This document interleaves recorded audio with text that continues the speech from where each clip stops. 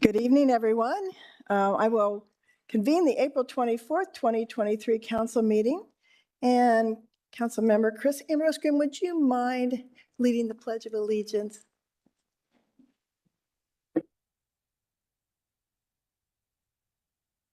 States of America, and to the republic for which it stands, one nation, under God, indivisible, with liberty and justice for all. Thank you. This evening, we have a special presentation. It's our Arbor Day proclamation, and I'd like to welcome our city forester, Brian Goodall, to come forward and accept the Arbor Day proclamation.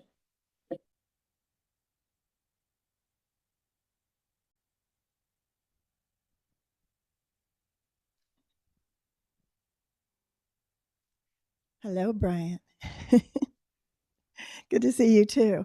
So, Tree City, USA, huh? That's us. Yep. Yeah. All right. Tree City of the world. We are. And this is a big week with Earth Month and the plans at the park on Saturday. So, this official proclamation is in 1872, the Nebraska Board of Agriculture established a special day to be set aside for the planting of trees. And this holiday, called Arbor Day, was first observed at the planting of more than 1 million trees in Nebraska. And Arbor Day is now observed throughout the nation and the world. And whereas trees can be a solution to combating climate change by reducing the erosion of our precious topsoil by wind and water, cutting heating and cooling costs, moderating the temperature, cleaning the air, producing life-giving oxygen, and providing habitat for wildlife. And whereas trees are a renewable source giving us paper, wood for our homes, fuel for our fires, and countless other wood products. And whereas trees in our city increase property values, enhance the economic vitality of business areas, and beautify our community. And whereas trees, wherever they are planted, are a source of joy and spiritual renewal. And I know that Vice Mayor DeRosa loves trees too.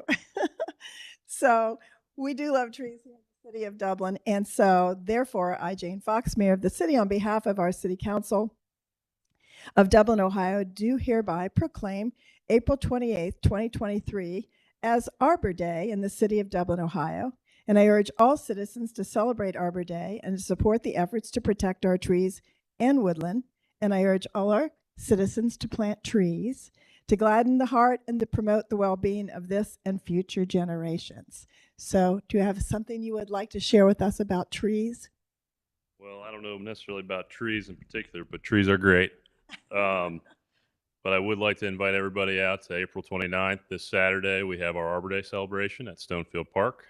If you're going to plant a tree, talk to you about some pests and diseases, some of the stuff our forestry department does. Should be a good time, 9 to noon. Usually have cookies too, so thank you. Thank you very much. I know the city of Dublin plants, I don't know how many trees in a year's time, but it's hundreds. It's a lot. It's a lot. All right. Thank you, Brian. Thank you. This is yours to keep. Appreciate it. Mm-hmm.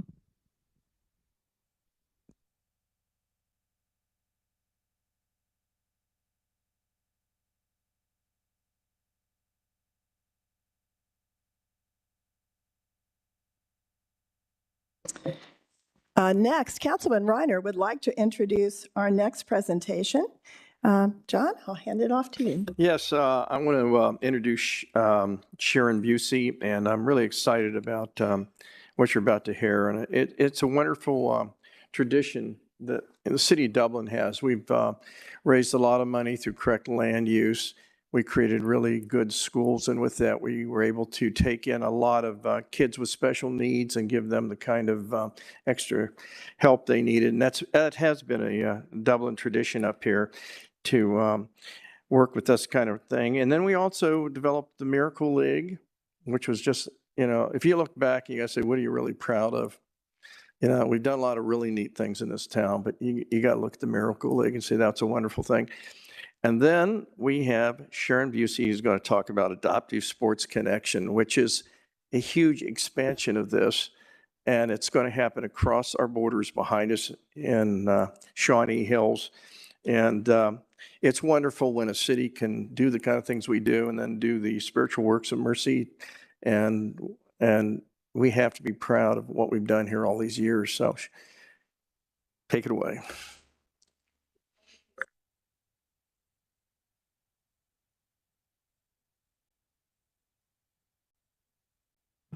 There we go. Okay. Thank you guys for having us. My name is Sharon Busey. I'm the president and CEO of Adaptive Sports Connection, and I brought Majo Haidzu with me, and Majo also works for Adaptive Sports Connection. She does our social media. She is a college student, and she is an inspirational speaker as well. And she went to the Dublin schools, and I'm super excited to have her here with me to share a little bit about what we're doing in Shawnee Hills. But I want to kick it off with a video that that'll really kind of set the stage for what we're doing.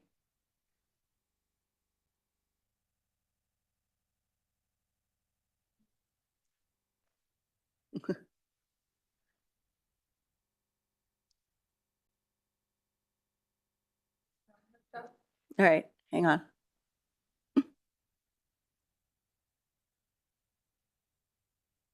Me stuck. I would get depressed. Mhm.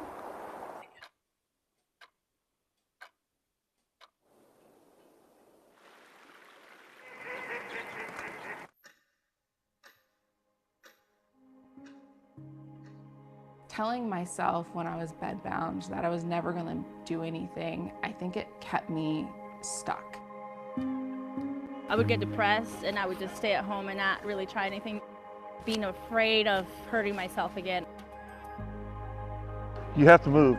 Your brain needs those chemicals, those endorphins. You just got to keep moving. Having something to look forward to helps you get up every day and want to be your best.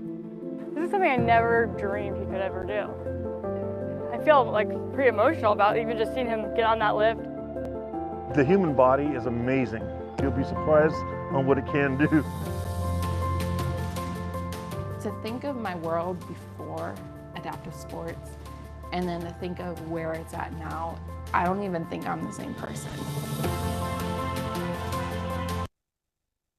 When I first got amputated, I pictured a life in a power chair. And then I saw somebody and I said, wow, if he can do that, that's what I want to do.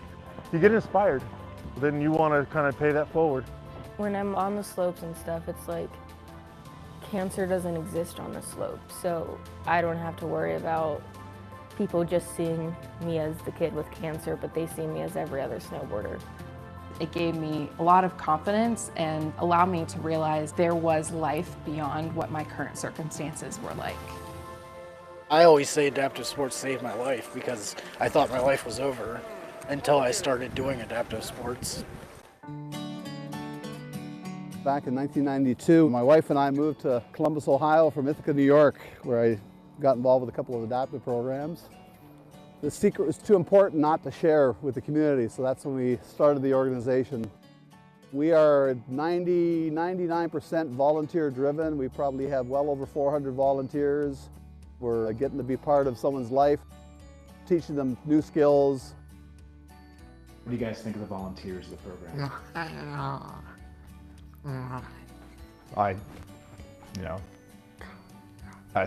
It just makes me emotional, the effort that they put in. Unbelievable. Our eyes were really opened up the past couple years watching our son as he volunteered with adaptive sports. Every night we sat at the dinner table and learned about a community of volunteers that had been there for 10, 15, 20 years, and that really spoke volumes to me. Columbus is a community that's built on giving back. The Columbus Way is a real thing, whether that's on a personal level or a corporate level. The least that you can do is give back. The Power of Ability initiative is something we are really excited about. The campaign consists of 3 components: a 10,000 square foot adventure and wellness lodge on the Scioto River, and it will be a place where we can have indoor programming during the winter, fitness movement classes, and a beautiful stone fireplace where we're going to have support groups. So it's really an investment impact for our entire community. The second component is our program expansion. So we'll be able to serve more lower income children and impacting the lives of more and more people. And the third component is our social enterprise called Get Out Adventures, which is inclusive outdoor experiences for everyone in the entire community. And it's a way to sustain and support all the good work that Adaptive Sports Connection is doing. I stand on the shore at kayaking and just talk to parents who constantly express that they just can't believe. They can't believe how much their child's doing. How independent they're being, how adventurous they're being, the friendships they're making. You know, I've never seen them be this talkative with people they don't know, not family members. That happens all the time. It's making me tear up a little bit now thinking about it. It's almost like when somebody knows an answer and a light bulb goes off in their head, but it's like a light bulb goes off in their eyes. Like, I am independent. I can do this. We'll see some kids that are very reliant on their parents and they jump on the bike and they just go off. I've done a lot of things where I've never imagined doing. Honestly, I've done more since I've been injured than I have before. These programs are absolutely essential. If it wasn't for these programs, I wouldn't be where I'm at now. Every time I think about it, I tear up of how thankful I am. It's hard to put into words how important it is, really. It feels good. It makes you feel like you can do what you want, you know?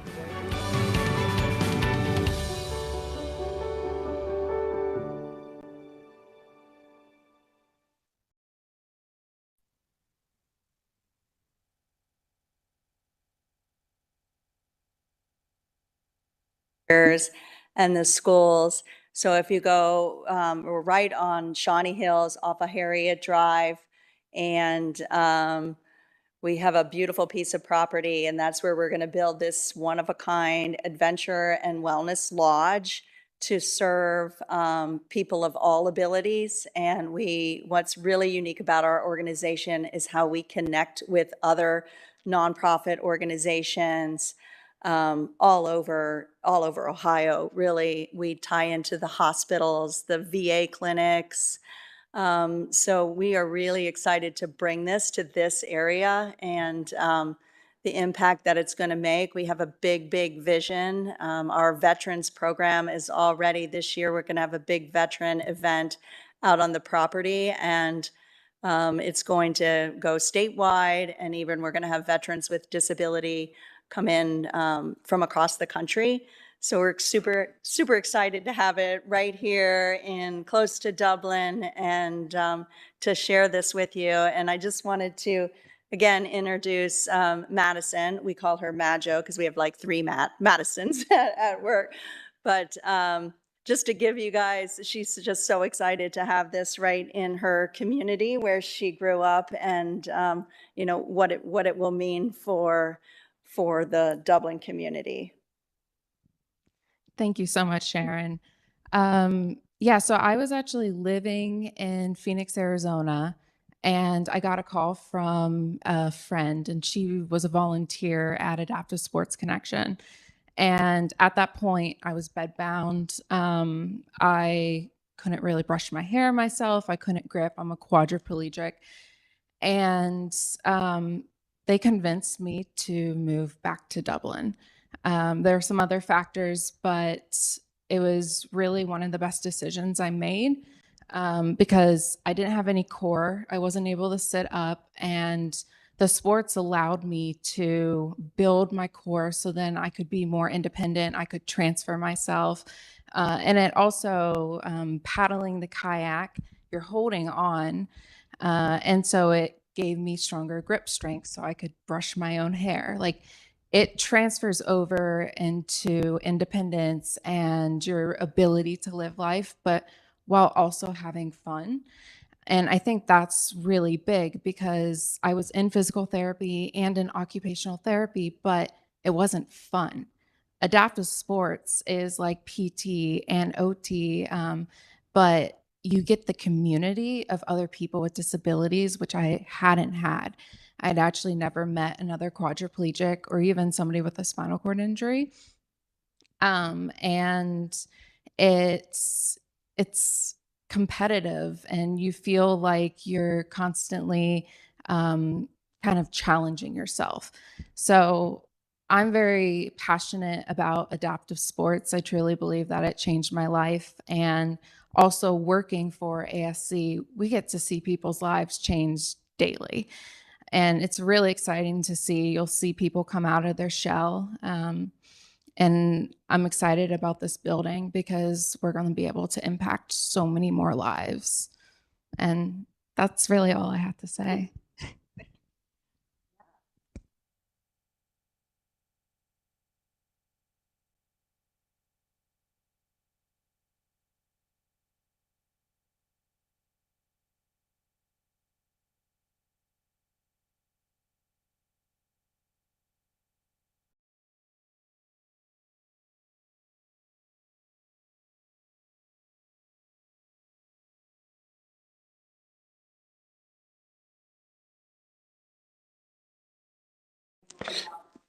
Yeah, I just want to thank you. The Veterans Committee has been looking for projects for the veterans, and we've had 30,000 veteran suicides since 9/11. And I see that both they're involved in the helping and also in being helped, getting out of their shell. So this is really exciting for the community and for those veterans. And I got to point out that there's Dublin people already involved, and one of them you probably know. And he's Eric Krause, and he changes the kayaks and he adopts the bicycles, and he's absolutely a genius. And I know he's totally dedicated to what you guys are doing up there. Fantastic person, and just thank you. This is really wonderful. This is the nicest thing you could do for people. I love what you mentioned about them becoming volunteers, because that's something that we try to do. Is we try to have participants grow enough where then they can become a volunteer and give back. Yeah. Well, good luck with this project. Thank you. So it's interesting. I see that a lot of the big power brokers around Columbus and corporations are interested in this and coming up here and building your facility. And you saw the Edwardses, who own part of the soccer team, and I know they're big backers of this. So I'm sure it's going to happen.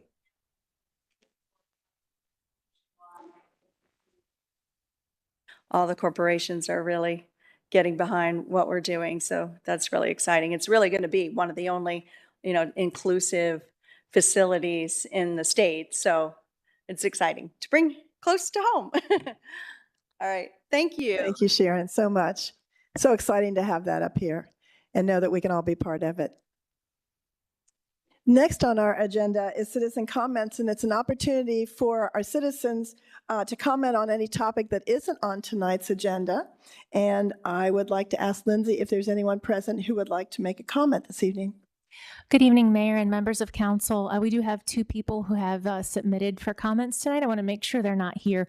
Ramesh Madhu, Ramesh is not here, but he did submit some comments. Ramesh's address is 6553 Winburn Drive, and just wanted to say on behalf of Columbus Telangana Association, thanks to City Mayor Jane Fox for presence in our holy event yesterday. We are very fortunate to have you at one of our biggest festivals in India. We are looking forward to working in our future events. And the second is from Monica Gacka. Monica submitted comments. Her address is 4413 Zachary Court, Dublin, Ohio. And her comments are, hello, thank you for the opportunity to share concerns with City Council. I appreciate the time and energy you put into your roles on the council. Thank you for hearing citizen concerns and fostering positive engagement. There is a bevy of development projects currently in process in the Bridge Street District. As a resident living near the Bridge Street District, I have noticed that several of these projects involve high-density residential plans. Many of the concept plans for these projects are so high in density that they are visually congested. They conjure an image of what putting 20 pounds of sugar in a 5-pound bag may look like. This past week, I learned that at times the Planning and Zoning Commission encourages developers to, quote, be better than code, which was great to hear. However, I also learned last week that there are land parcels within the Bridge Street district that do not have a density limit per acre. How can anyone plan better than code for density if there is no established limit? These plans coming from developers greatly contrast with the existing fabric of our community. I am concerned that the push for density is happening too quickly with too much and will bring change that not only clashes with the current state, but also detracts from the future vision and goals for the community. Thank you, Lindsay. And thank you for the residents who made those comments. We'll take those under consideration. Thank you. Next is our consent agenda. Is there a request to remove any item this evening from the consent agenda? None? Hearing none, may I have a motion to approve the consent agenda? I'll move to approve the consent agenda. Thank you. Is there a second? Second. Thank you. Jamie, would you please call roll? Mr. Reiner? Yes. Mayor Fox? Yes. Vice Mayor DeRosa? Yes. Mr. Keeler? Yes. Ms. Cram? Yes. Ms. Ambrose Grooms? Yes. Ms. Aludo? Yes. Our second reading, public hearing on ordinance 12-23. Adopting and enacting a supplement to the Code of Ordinances for the City of Dublin, Ohio. Our staff report this evening is from our law director, Jennifer Radler. Good evening, members of council. There have been no changes to the ordinance since first reading, and staff recommends approval. I'm happy to answer any questions. Thank you, Jennifer. Lindsay, do we have any public comment on this? No. Council, do we have any questions or discussions concerning this ordinance? Seeing none. Jamie, will you please call roll? Ms. Aludo? Yes. Ms. Cram? Yes. Ms. Ambrose Grooms? Yes. Mayor Fox? Yes. Vice Mayor DeRosa? Yes. Mr. Keeler? Yes. Mr. Reiner? Yes. Next is our introduction of a public hearing on Resolution 36-23. Authorizing the city manager to enter into a collective bargaining agreement with the Fraternal Order of Police Lodge Number 9 regarding wages, hours, and terms and conditions of employment for employees within the police officer and police sergeant and police lieutenant bargaining units. I'll introduce it. Thank you. Our staff report this evening is from Homer Rogers, the Director of our Administrative Services. Good evening, Homer. Good evening, members of council. Resolution 3623 authorizes the city manager to enter into a collective bargaining agreement for the 2023 to 2025 fiscal years with the Fraternal Order of Police. The new collective bargaining agreement was ratified by the FOP Lodge 9 on March 20th, 2023, and includes 3 revisions from previous agreements. First, the ranks of corporal and sergeant are changed to sergeant and lieutenant, respectively, in order to fall in line with the more commonly used rank structure within the law enforcement profession. This is a change in title only, and no monetary promotions are involved. Second, the CBA carries wage increases of 3.5% for each of the 3 years of the agreement. And finally, the special duty rates are set at 65% above step 4 for officers and 65% above the sergeant rate for supervisors when 4 or more officers are requested to perform special duty. No other articles were changed during contract negotiations, and staff recommends approval of Resolution 36-23. Thank you, Homer. Do we have any public comment, Lindsay? Council, do you have any questions for Homer this evening? Homer, we had, it alludes to, we had deputy chiefs, so they will no longer, their title will be changed completely, so we will not have the position of deputy chief any longer. No, that is not. We still have deputy chiefs. Yes, they're not part of the collective bargaining agreement. Okay, because as I read it, it looked like that some of that nomenclature was changing. No, we still have chief and the deputy chief. They are not in the bargaining unit. Thank you. They fall under the non-bargaining unit Thank you. plan. Any other questions? All right, seeing none. Jamie, will you please call roll? Vice Mayor DeRosa? Yes. Ms. Cram? Yes. Mr. Keeler? Yes. Ms. Aludo? Yes. Mr. Reiner? Mayor Fox? Yes. Ms. Ambrose Grooms? Yes. Resolution 37-23. Accepting the lowest and best bid for the 2023 street tree pruning contract and authorizing the city manager to enter into a contract for the project. I'll introduce it. Thank you. Our staff report this evening is from Deputy City Manager Robert Rance. Good evening, members of council. On April 4th, 2023, the bid was open for the 2023 street tree pruning contract. This is the first year that city has gone out to bid for this program. This is due to increasing costs that we've seen over the last few years across the industry. About 5,000 trees are pruned by the city. Street trees are pruned by the city each year, with the vast majority being conducted in-house by city staff. However, the large trees are contracted out due to the specialty equipment that's required, the safety of city staff, liability considerations, and like considerations. Joseph Tree Service submitted the lowest bid of $148,769, and staff does recommend the adoption of Resolution 3723, accepting the lowest and best bid by Joseph Tree Service for the 2023 street tree pruning program. All right, thank you. Any public comment on tree trimming? No? Council, questions for Robert? Kathy? So Robert, we have done work with them before Yes, we have. and it's been good? Yes, it has. Great, thank you. Robert, can you indicate what some of the work primarily is around? You know, we have a lot of canopy height issues throughout the city.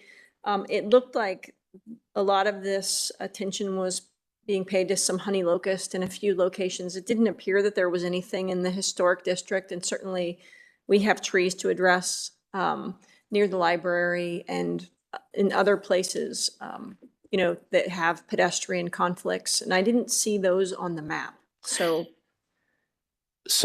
Absolutely. So the way that we approach this project, obviously with the increased prices, we did reduce the scope to an extent in order to get the price necessary on this contract. That being said, the priority was given by forestry staff to clearance needs, tree health, and the time since trees were last pruned. And so part of the reason that we've increased the budget on this program is to make sure we don't get too far behind on our street maintenance. And if there are specific needs that are noticed throughout the year, we are also able to take care of those on an individual basis as well. I would just encourage us to look at our heavily traveled pedestrian ways for pedestrian tree conflicts. We have quite a few of them.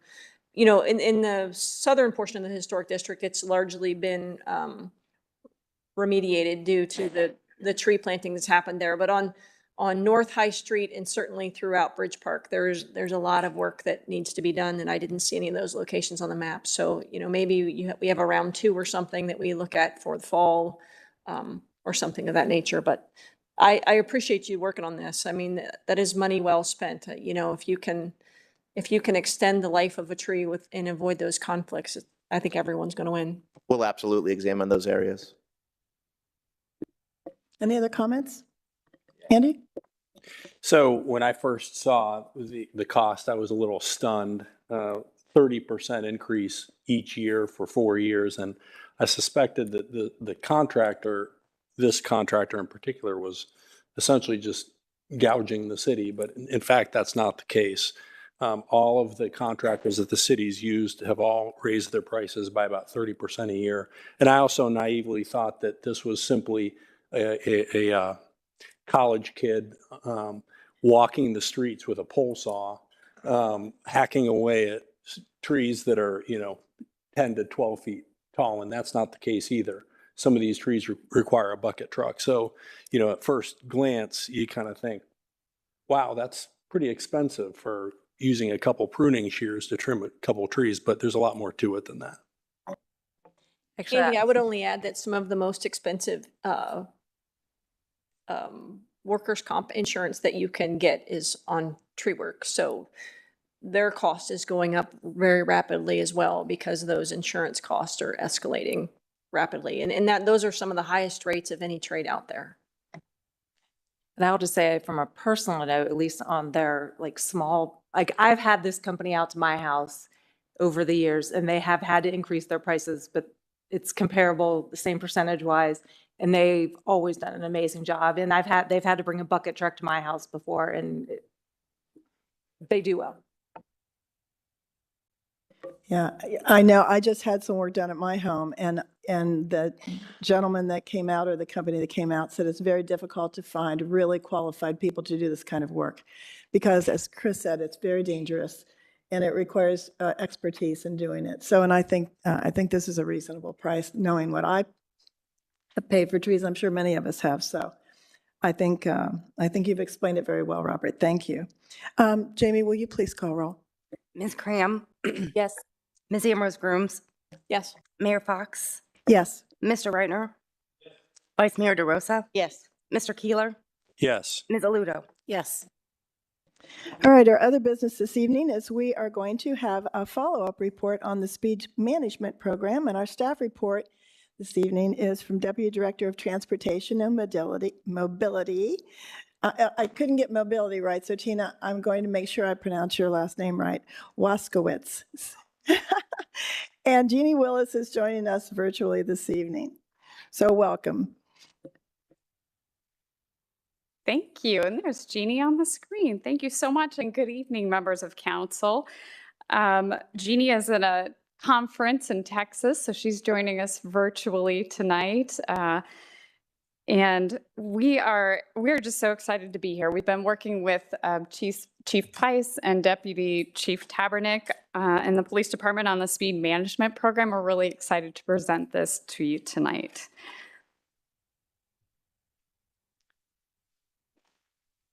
Is there a way to display the slides as well?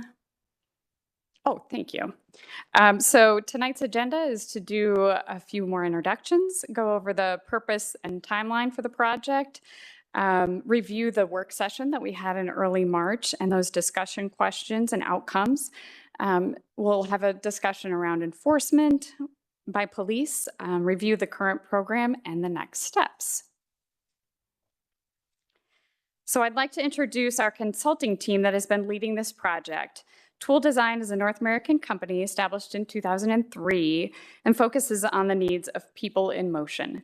David Chips is the Columbus office lead and is a Dublin resident. And tonight we have Katie Olone here with us, who leads the project for the Dublin Speed Management Program. I'll hand the presentation over to Katie, and you'll also hear directly from police and me throughout the presentation. Good evening. So I'm going to give a little bit of background about Tool Design in case anyone is not familiar with us. So at Tool, we are really committed to planning, designing, and building spaces where people can move freely and intuitively, enjoying the experience and becoming a part of the community instead of just moving through it. Our mission is to create livable communities where transportation is safe, convenient, and enjoyable for everyone regardless of mode. With our clients, we prioritize systemic safety projects and countermeasures that take a holistic approach to speed management, setting speed limits, and traffic calming. And I wanted to talk a little bit about our team and expertise. Our local and national team are recognized safety experts who worked on similar projects across the country, but have also published multiple peer-reviewed journal articles about speed, speed management, safety, and safe systems approach.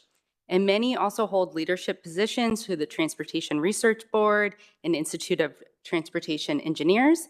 That includes Sarah Abel, who is not here tonight, but has been our strategic advisor for this project. She is a subject matter expert and has worked on projects related to speed management that provided benchmarking, including Austin, Texas. And we took a lot of the best practices from that program specifically for the program you'll see tonight. And some other projects nationally that provided context for this effort include Denver's Speed Limit Evaluation Study and Seattle's Safe Street Study. So before we jump into the program, I do want to talk about why speeding is so important. And the reason speeding is very important is because of its impact on safety. As speed goes up, the likelihood of a crash also goes up. Along with a higher likelihood of crashes, higher design speeds bring a higher risk of fatal or serious injuries. If you're walking and you get hit by a vehicle traveling 20 miles per hour, there's an 18% chance that the crash will result in a serious injury or your death. And if that person's speed was 40 miles per hour, your risk is now 77%. That's why speed management is so important to the city. These small increments in speed can really make a really big difference. So how did we get here? The current traffic calming program was adopted in 2004. Since the program was adopted, the industry has really changed from focusing on penalizing individual drivers to more of a focus on the environment and safety of all roadway users, including people walking and biking, our most vulnerable roadway users. In 2021, City Council referred this update of the program to CSAC, and earlier this year, the speed management program began, actually earlier 2022, sorry. And we had 3 meetings with CSAC in 2022, and of course, the council working session in March of this year. And tonight, we'll be discussing the revisions that we made based on that March discussion. So just to run through what we went over in the City Council work session in March, we reviewed the vision and goals of the proposed speed management program. We introduced the idea of public awareness campaigns in the proposed toolbox. We discussed vertical deflections such as speed humps and speed cushions. We provided examples of innovation and technology solutions to be considered in the program, including tactical urbanism and speed safety cameras. We reviewed the proposed driver feedback sign guidance for rotating and permanent signs, and discussed the overall toolbox with solutions for each speed management category. So now we're going to go through those 5 discussion questions and talk about our responses. So the first question we had is the City Council supportive of the vision statement and goals? So you see the vision statement up on the screen. We revised this based on council's feedback to really highlight data-driven or a data-driven approach, and added all residents as shown here in green on the vision statement. And then I did want to bring up the proposed goals again. These have not changed, but just as a refresher for everyone, the first goal is to reduce traffic-related fatalities and serious injuries. And this is in alignment with the Vision Zero program that Dublin is also working on. Reducing excessive speeding as the second goal, and then developing strategies to address speeding concerns. The second question was, should the program include vertical deflections such as speed cushions in the toolbox for Category 3 solutions? Council requested that vertical measures such as speed cushions be used sparingly and in the correct circumstances and environments. So we've changed the proposed language to consider vertical measures only if other measures are proven to be ineffective. And then wanted to go a little bit more into how the speed cushions are addressed in the implementation guide. They are limited in the program through the implementation guide, which was included in the packet as an attachment. So they are inappropriate on major arterials, but could be appropriate on local roads. Collectors would need to be reviewed with partner agencies such as fire, police, and CODA. And then fire and police have also provided a map of ineligible streets, which is also in the packet that was provided to council. And this is based on emergency vehicle routes that do not qualify for any new vertical measures. And then staff also received a question specifically about vertical measures near schools. While school locations are not specifically identified in the speed cushion criteria, they tend to be generators of vulnerable roadway users, such as bicyclists and pedestrians, which are a focus of the program. And then the third question, does City Council have feedback regarding tactical urbanism? Is the City Council supportive of a pilot program implementing tactical urbanism solutions in Dublin? So based on the council's support for tactical urbanism, staff will identify a project location and develop a concept plan for CSAC's feedback and consideration at an upcoming meeting. Once completed, the proposed pilot project will be brought forth to the future council meeting for review and feedback, and implementation could begin as early as later this year. So I'm going to turn it back to Tina to talk about the next few questions. Thanks, Katie. The fourth question was surrounding establishing a business district. So a business district could be considered at a future city council meeting and would allow the city to post speed limits at 25 miles per hour without asking ODOT's permission. And question 5 was opening up any other additions to the speed management program. So that generated a few discussions, and one of those was specifically related back to the public input received. And so we've attached the survey responses in the packet. There were 290 responses, so we felt like we had a really good representation. And a lot of those themes were focused on local neighborhood streets, providing separation for pedestrians like sidewalks and paths, enforcement, and safety. So based on the feedback and the input, the program produces shorter turnaround times for low-cost solutions, a variety of speed thresholds matched to appropriate speed management solutions, and incorporating solutions with a high level of support from the public, such as the driver feedback signs, enforcement, roundabouts, vertical measures, and pavement markings.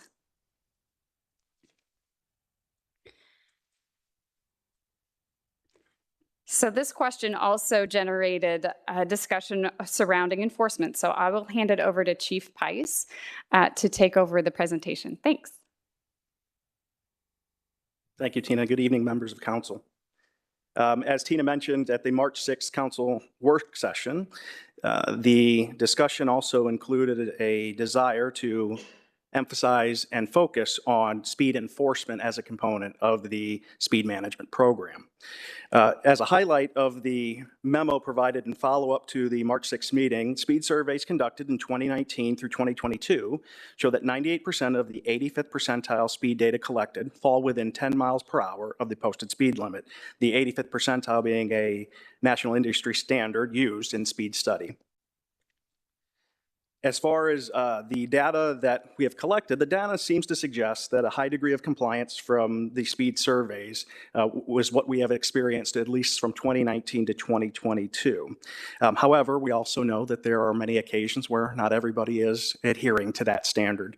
And so from a progression of the discussions we have had, the traffic complaint investigations have always involved follow-up personally from a police officer when those come into the police department. As a progression moving forward, we are going to move that all of those complaints that come in for traffic concerns within the community go directly to the police department to begin with that personal contact and follow-up, which always begin at least with a phone call, but often include an officer traveling to meet with that concerned citizen in that environment to observe firsthand what that activity looks like, to be responsive to the concern and to determine the right steps forward to be able to address those speed concerns within the neighborhood. Additionally, as follow-up to the March 6th work session, we provided the traffic and speed enforcement data. And this slide is an abbreviated version of the information included in the council packet. The slides include total traffic stops and specifically speed citations over the last 5 years. While you'll observe that the data fluctuates from year to year, we also believe that some of the information is attributable at the very least to some of our staffing levels, in particular in our traffic enforcement unit. The traffic enforcement unit is our primary contributor to speed enforcement activity, including traffic stops and speed citations. Unfortunately, over the last year, we have not been able to fully staff the traffic unit as we continue to fill vacancies within the department, but intend to move forward to filling all vacancies and then returning all the staffing back to the traffic unit moving forward. As a context for council and for anyone watching tonight, the traffic unit typically involves 5 members, a supervisor, and then 4 officers. Currently, we only have 2 officers in the traffic unit who are responding to the neighborhood traffic complaints and conducting those enforcement activities on a regular basis. But as I suggested, we are working diligently to get all of our staffing returned to those levels and to fill the traffic unit out this year. As context for our enforcement activities this year, the information that we provided is the first quarter of 2022, and then the updated information on the right is the first quarter of 2023. Traffic enforcement, even with our traffic enforcement unit still working towards full staffing, has continued to be a focus and emphasis for our entire agency. And we have seen an increase in the number of traffic stops we have made so far this year in quarter one, and the number of speed citations we have written this year in quarter one. And even with the increased activity, we continue to work on strategies and plans for speed enforcement as we move forward. And then just referring to the information in Council's packet, the 10-year look back that we conducted as follow-up from the council work session, what we found was that on average, over that 10-year period, we average about 100 speeding citations written monthly over those past 10 years. So the goal and focus for us moving forward as an agency from an enforcement perspective is to, again, work on plans and strategies to return to those previous levels of citations across the agency, and specifically as we fill those vacancies in the traffic enforcement unit. And I will turn it over to Deputy Chief Tabernick to talk about those plans and activities as we move forward.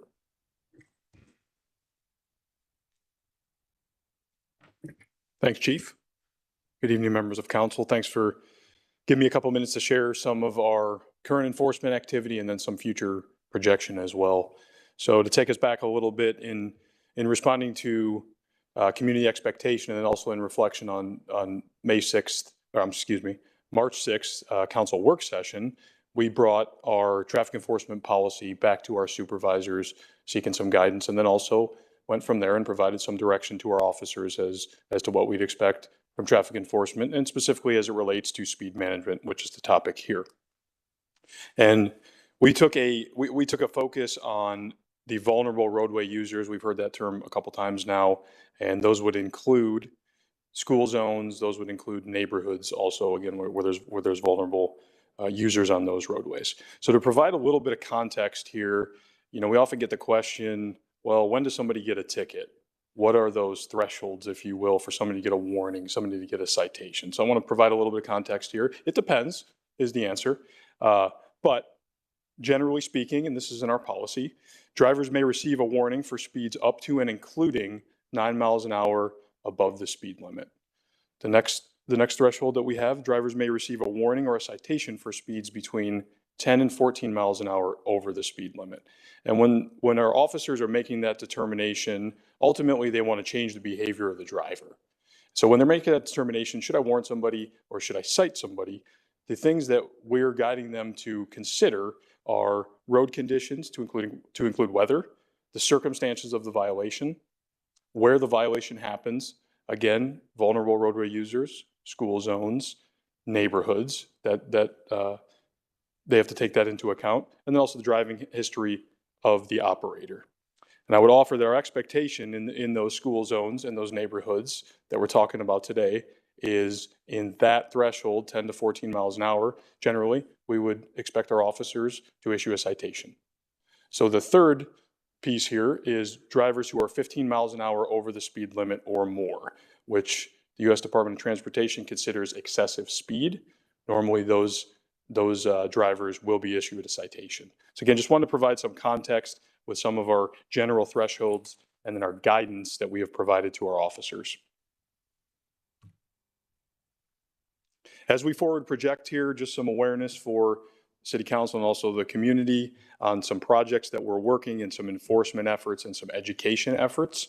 So we are planning to do monthly speed campaigns, which will be coordinated by our traffic unit, and they will also engage our patrol officers. The third bullet you see on there is our partnership with Ohio State Highway Patrol. We have utilized their aviation unit in the past to conduct some speed enforcement on our highways. We plan to engage them again to work through some of those campaigns. And then the school zones that are very topical, obviously, tonight. We plan to take an emphasis on those school zones, and specifically when school gets back in session in August. One of the other topics of discussion during the council work session, and we know with the nice weather coming, this may be an issue that comes to us as well, is noise complaints, specifically in Bridge Park and Old Dublin. So last year we purchased a decibel reader, and we met with our prosecutor to figure out what threshold would be considered unreasonable noise.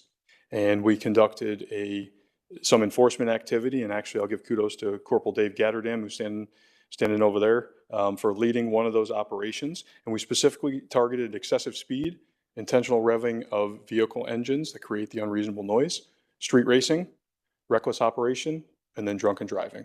So we plan to do those again on a monthly basis. When we move into the community education and awareness, our school resource officers teach distracted driving as part of their classes. They teach police interactions, what to expect if you're stopped by a police officer.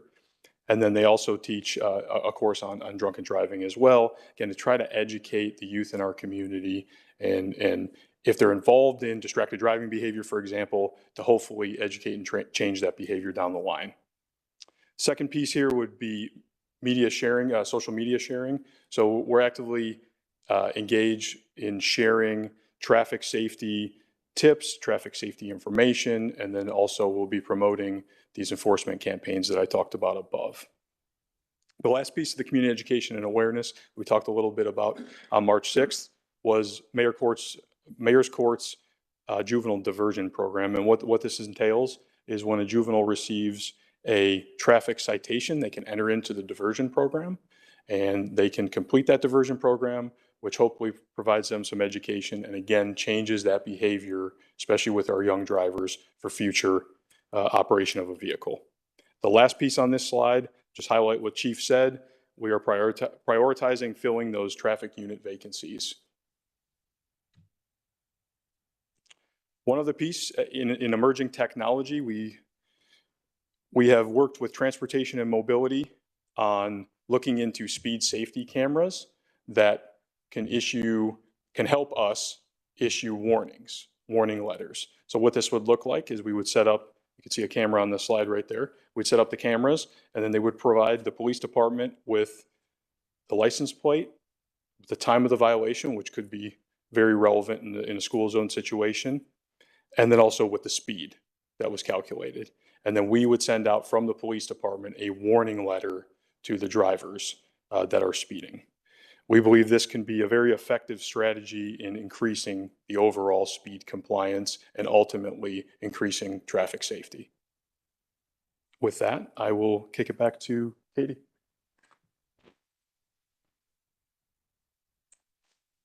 Thanks. Right. I'm going to walk us through the program now and provide a brief overview. So the proposed speed management program is conducted in 3 steps. The first step is collect data and educate. So when a concern is raised, staff will review or collect data, and an officer will reach back out to the resident, just as Deputy Chief Tabernac just mentioned. Step 2 is a police and transportation mobility staff will evaluate results and determine the speed management category. All 3 of the speed management categories are shown up here on the slide. These speed management categories were created not only by transportation and mobility and police, but also with the understanding of the court and the whole system working together. So I know 85th percentile has been mentioned before, but I'm just going to give a brief recap of what that means. So the 85th percentile speed is the metric for the speed 85% of drivers are traveling at or below. Generally, this is considered the speed of a reasonable driver. And the categories that you see up here relate to how much higher the 85th percentile is than the posted speed limit. These categories will be used to select context-appropriate speed management solutions that I'll talk about in more detail in just a minute. So under the current program, Category 3 is the focus area. The new program that is proposed here allows for additional resources and solutions to be applied to streets with lower speed thresholds. Category 1 is the 85th percentile is 1 to 5 miles per hour above the speed limit. This is really within the federal standard error of a speedometer. Category 2, the 85th percentile is 6 to 10 miles per hour above the speed limit. So in practice, speeding will only be ticketed, when a driver is shown to be moving at least 5 to 10 miles per hour over the speed limit in Ohio courts. And then category 3, 85th percentile is more than 10% or 10 miles per hour above the limit, or 1% of motorists are traveling more than 15 miles per hour over the limit, which relates back to the excessive speeding goal. And then also, as Deputy Chief Tabernick already mentioned, the 15 miles per hour over the speed limit is considered excessive by US DOT. And then the Speed Management Toolbox and Implementation Guide is step 3 to select the appropriate solution. So I'm going to go through those solutions on the following 3 slides. So category 1 solutions focus on education and awareness. The new solution in category 1 is a public awareness campaign. Speed trailers and rotating driver feedback signs are currently used and will be included in the new program. The new solutions for category 2 also include the public awareness campaign along with speed warning cameras added into the police observations and engagement as described just a minute ago, pavement markings to reduce the travelway width, tactical urbanism, which we talked about earlier, and permanent driver feedback signs. And then category 3 solutions can also be from the first 2 categories, and then new solutions added to the toolbox in category 3 include signs and markings, street width reductions by marking or physically narrowing the pavement, technology like Connected Dublin initiative, and here again the use of speed warning cameras is included, lane reductions, speed cushions added based on the March 6th work session feedback, and pavers. And I'm going to turn it back over to Tina to wrap us up. Thanks, Katie. So we wanted to give you a quick overview here of the next steps and some quick action steps within the next 6 months. So staff recommends at a future city council meeting repealing the existing traffic calming program, which is codified in sections 72.130 and 72.131. These more recent practices have been adopting policies like this under a resolution. So some examples of that are the commitment to sustainability, the complete streets principles, MORPC's support for MORPC's complete streets, adopting the city's strategic framework plan, and those types of initiatives are now generally being proposed as resolutions, which gives more flexibility, adaptability, and agility to the program. So for the second item, staff will develop a tactical urbanism pilot program location and a concept plan, bring that forward to CSAC as we've had discussions with them throughout this program for their review and feedback to staff. We'll refine it based on that feedback and then bring that to a future city council meeting for implementation that could begin as early as late this year. And the third one would be for staff to bring forward legislation for city council to consider establishing a business district for the Bridge Street Business District, and again, could happen within the next several months.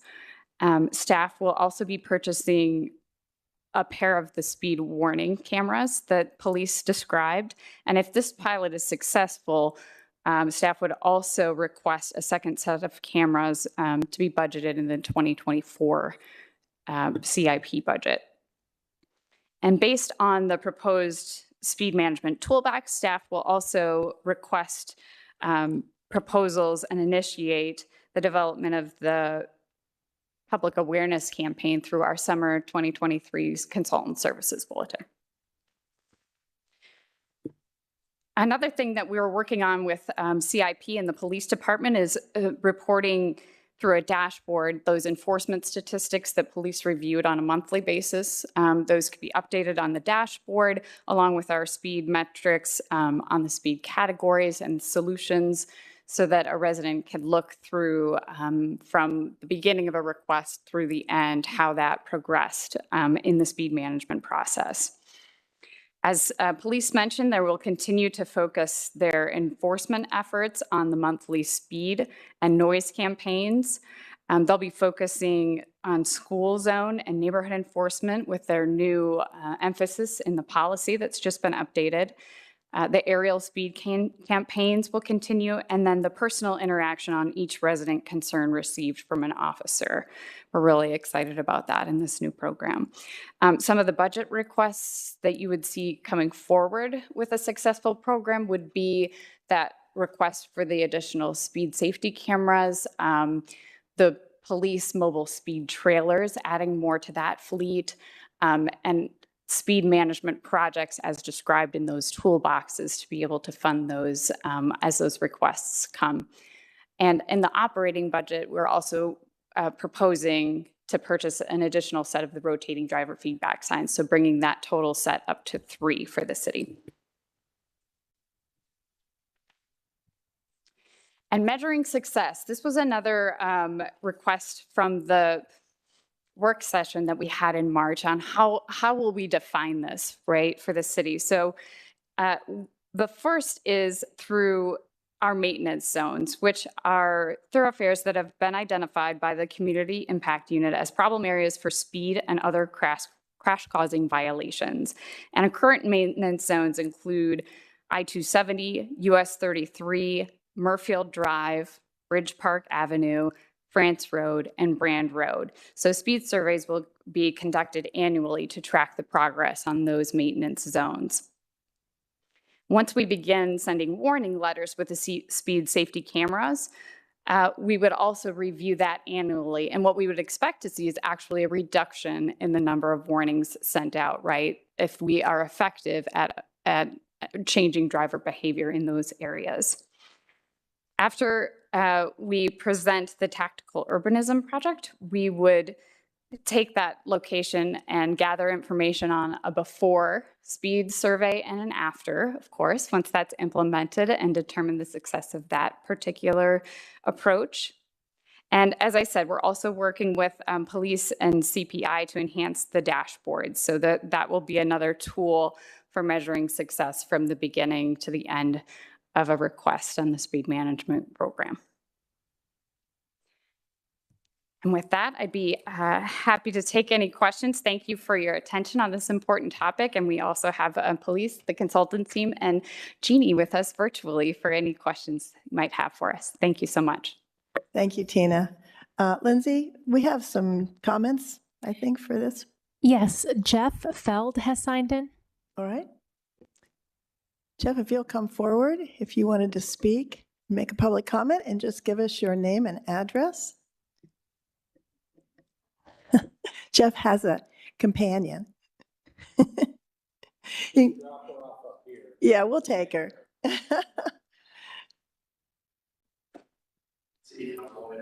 Yeah. Just touch her, or Jamie will help you with your, there you go. Thank you, Jeff. Jeffrey Feld, 5814 Terra Hill Drive in Dublin. Thank you. I'm really excited to see how the program moves forward. I noticed on my street that we got some of the, I think the rotating feedback signs, which is great. They can already, I think it starts to seem like people are paying attention to them. I just had a quick, how often are they rotated, if they are rotated?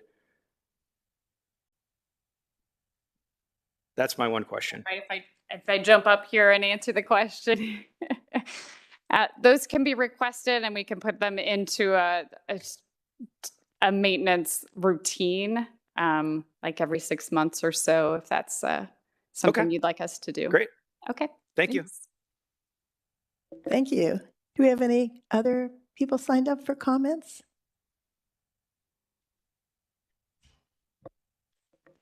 Good evening. Just give us your name and address. Thank you. My name is Mike Cerner. I live at 6988 Raymond Drive. It's the corner of Terra Hill and Raymond Drive. I'm going to sound kind of selfish here with some of my comments and questions because my immediate concern is right in the area of Terra Hill where I live. I was back here in August at one of the speed management program meetings. Kathy DeRosa was the only member of council that was here. At the time, I made a challenge publicly for council members to join me at my residence to see the problem firsthand. I'm disappointed that none of you ever showed up. I don't know if any of you have attended any of these other meetings, but it's concerning to me that I would make such a challenge and no one took me up on it. It really makes me question what the sincerity is with respect to some of the speeding in Dublin as a whole, because that's what this program is about. But for me, in the area where I live on Terra Hill. Some of the comments that I heard at the last council meeting that I just want to address. Mr. Reiner, your perception was, according to what I read, that the speeding offenders are young people. That is absolutely incorrect. Where I live, there are plenty of young people that speed excessively, which is 15 miles an hour over the limit. Along with adults, people use Terra Hill as a cut through. My own neighbors that I see, it's a real problem. Ms. Fox, regarding your concerns with speed bumps, cushions, vertical measures, whatever we may call them, and emergency vehicles. You spoke of noise. We have some of these speed humps, cushions in other areas. Martin Road, Waterford Village, in front of Scottish Corners. My question to you is, where's the data about people complaining about the noise? I think you're going to find very little of that. Regarding emergency vehicles, whether it be the police department or the fire department, they've always used, just like residents, Terra Hill as a cut through. Right now we have these traffic circles on Terra Hill. Not near where I live, which is part of the problem. But putting in speed cushions, I don't think is going to change that for the emergency vehicles. The enforcement of tickets was something mentioned by a couple members of council, asking about how many how many have been written, how many will be written. I don't think how many will be written could be answered by any of us here. What I do know is that, as the chief referenced, there's a shortage of officers to be on the traffic enforcement unit. I see very little of that enforcement on the weekends, by the way. Some of your officers are there during the week. I see very little, if any, on the weekend. I have pleaded to have that increased on the weekend, and I haven't seen any change. So that's my challenge to you. You know, Terra Hill has become an obstacle course to a large extent with some of the measures that have been taken. It just has not worked. These driver feedback, they just put one up in front of my home just the other day. I got to be honest with you, those don't really have any effect. The speed trailers, with all due respect to you guys, they don't have any effect. The offenders are the offenders. It's not going to change, which leads me to my big question, because a lot of measures have been taken on Terra Hill. And at least, again, in my area, they haven't worked. And my question is, what is the reason why so many members of council and the city as a whole are against these vertical measures? I mean, you know, may it create some noise? Sure, it might. Will it deter speeding after someone bottoms out striking one of those? Likely, yes. Will it cause some to use other routes to get to where they're going instead of using Terra Hill as nothing more than a cut through? Probably yes. But I think that some council members have lost sight of what's trying to be accomplished here. My question is the purpose of this program to make the streets safer and to minimize speeding? I mean, ideally, that's what it is. But I just wish that members of council that are against these vertical measures would just come clean and admit that you're against them. Jeannie Willis at the meeting I was at in August admitted to me that the city is against these. I sure as heck would like to know why. I think it's an aesthetic thing for people on council and the city. And again, you cannot prioritize those aesthetics over the safety of citizens. We've got some of these cushions in front of Scottish Corners.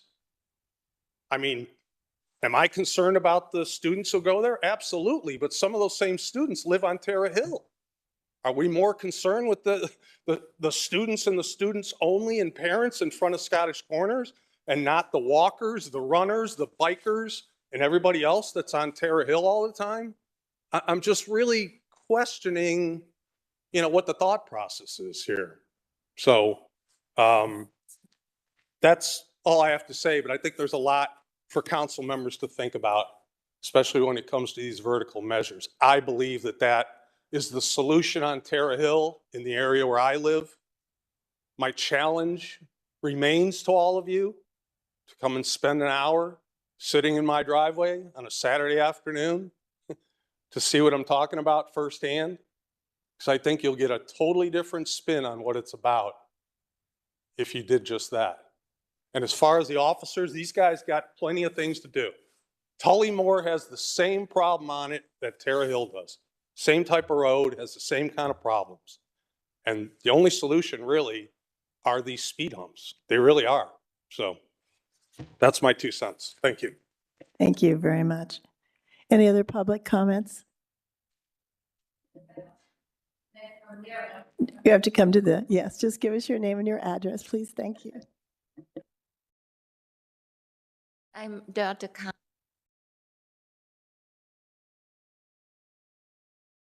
Jamie, can you help her with it? Turn that on. Thank you. I'm Dr. Khan. I live in Brandon at 7690 Aldrich Place. And I just like to make a comment. I'm really concerned about crossing Brand Road coming out of the Brandon subdivision.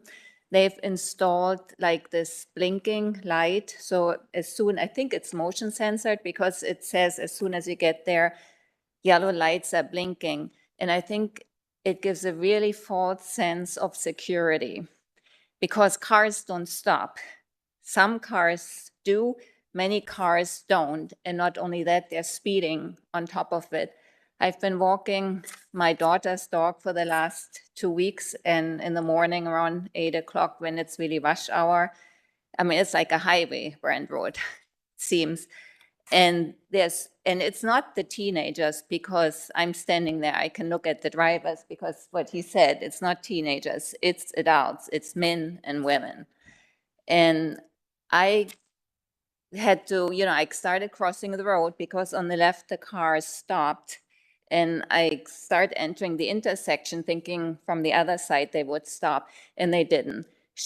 By the time she saw me, she would, she tried to brake, I think, but she probably was going too fast, and she went right in front of me. And the week after that, it's again, I'm trying to cross from the opposite, going towards Brandon. So I crossed Brand Road. So on the left, the car stops. I look to the right, don't see a car. A car is turning out of Brandon. And I pay attention that the car that's turning in my way is not going to hit me. And out of nowhere, that car, SUV, comes flying. And, probably where by the wall there, he, slams on the brakes and stops. But actually, I jumped backwards with my dog because I was so far into the intersection that I wasn't sure. I mean, if he hadn't stopped, he would have hit me. So I think that I'm really concerned that people are just going too fast. And I think the flashing lights, I'm sure they were well intended, but to me, I've lived there for 35 years now, or 30 years. And I think it's made it less safe. And I'm really worried about kids because I know I'm a driver. I kind of see everything from a driver's perspective too, but a kid hears all the yellow lights are blinking, you see the car stop, and the kid will think, oh, I can go. And if from the other direction they don't stop, they will get run right over. So thank you. Thank you for bringing that to our attention. It's really important that we look at that. We have others. Please come forward. State your name and address, please.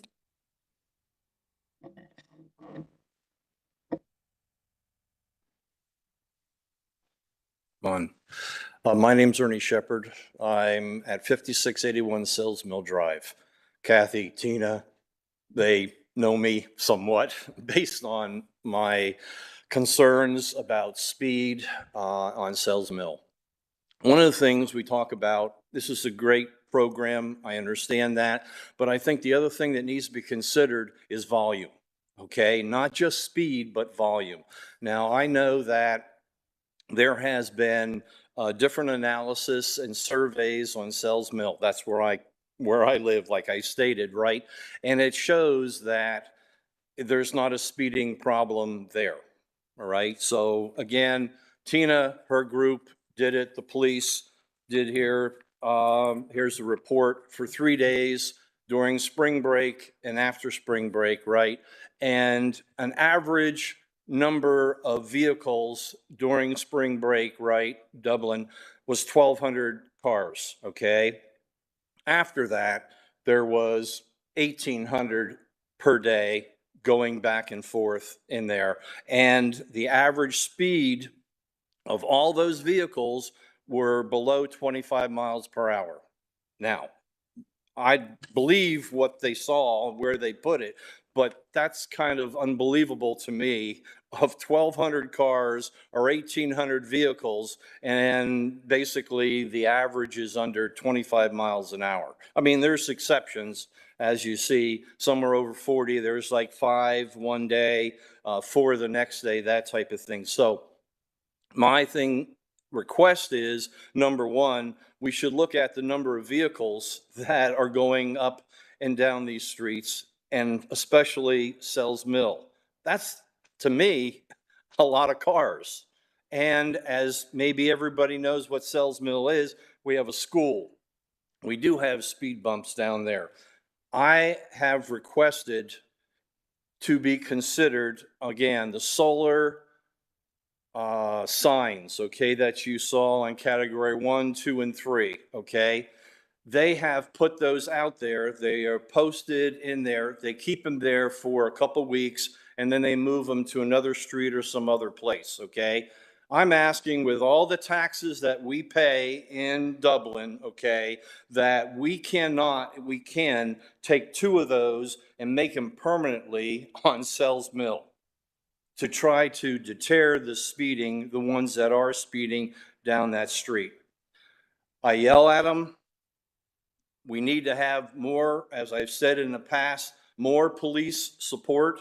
I have offered my driveway anytime for the police. They honestly dropped off one of the speed guns to me the other day that I'm using, that I'm trying to use, okay? So I am asking, number one, to consider on Sells Mill those permanent solar signs, permanent, not a couple weeks and move to someplace else. That doesn't help. It helps for that period of time, but we need to have it.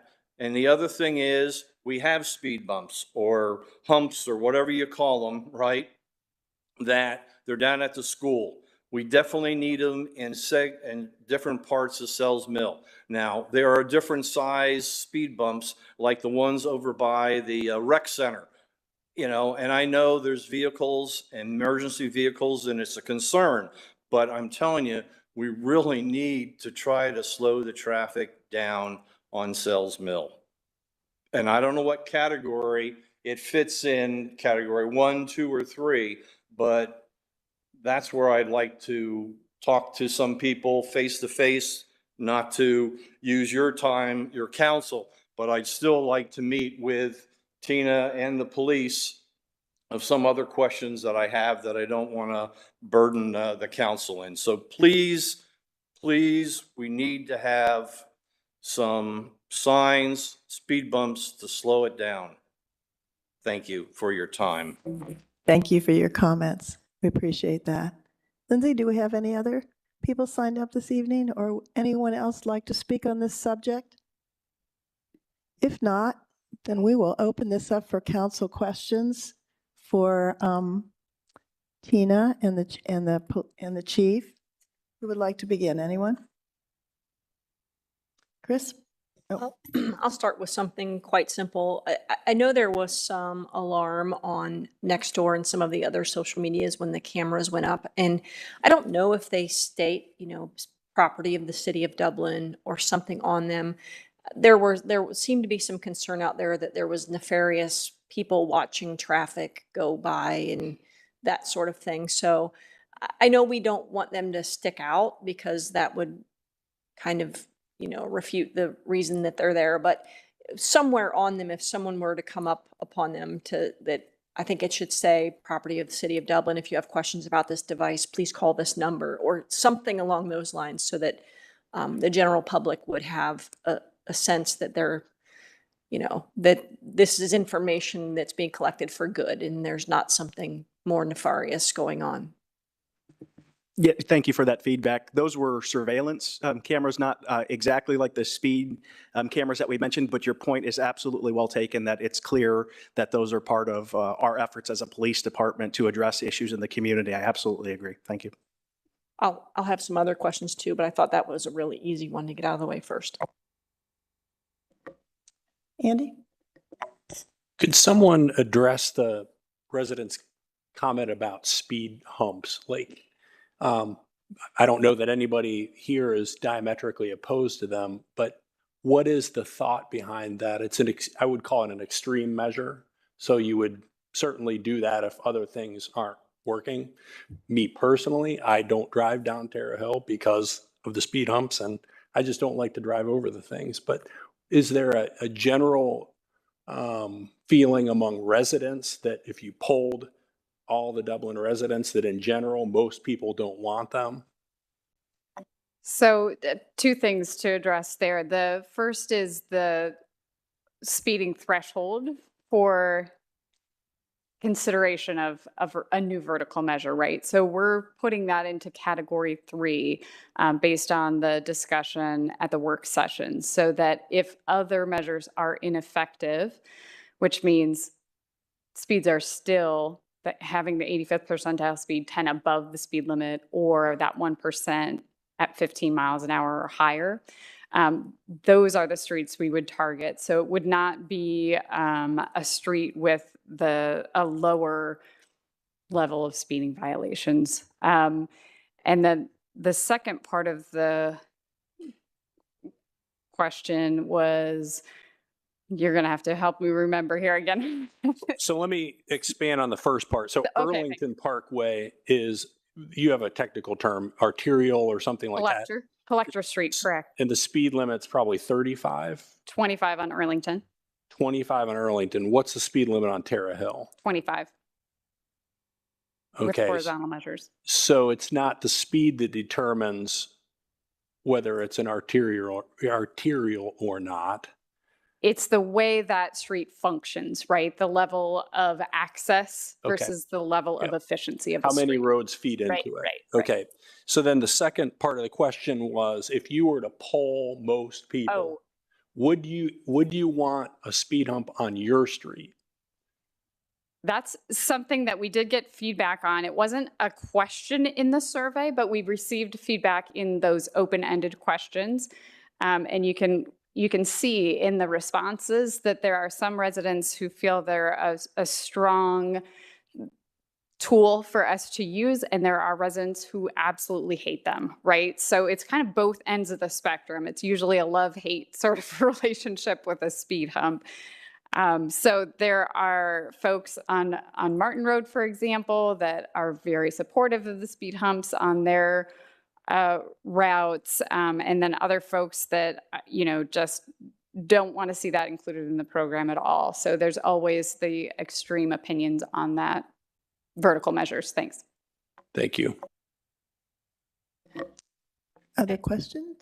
I was like, while you're up there, because it's related, can you explain, I guess, the technicalities of a speed bump? So basically, they are designed a specific way to certain standards. And so they are not effective on street, like a 25 mile an hour street. They would not be effective if all of the people were already driving 27 miles an hour, right? So you have that. Can you explain that a little more? Yeah, and the reason that we're really looking and targeting that category 3 with the vertical measures is that's where they would provide a level of speed reduction. So if the speeds are, again, that 85th percentile speed, that metric that we keep using, that national standard, if that's 10 miles an hour above the posted speed limit, that's where a vertical measure could help and have a positive impact on that travel. You're right. If the average speeds are 27, 85th percentile speeds are 28, 29, it's probably not going to make a big difference on that type of environment. Kathy?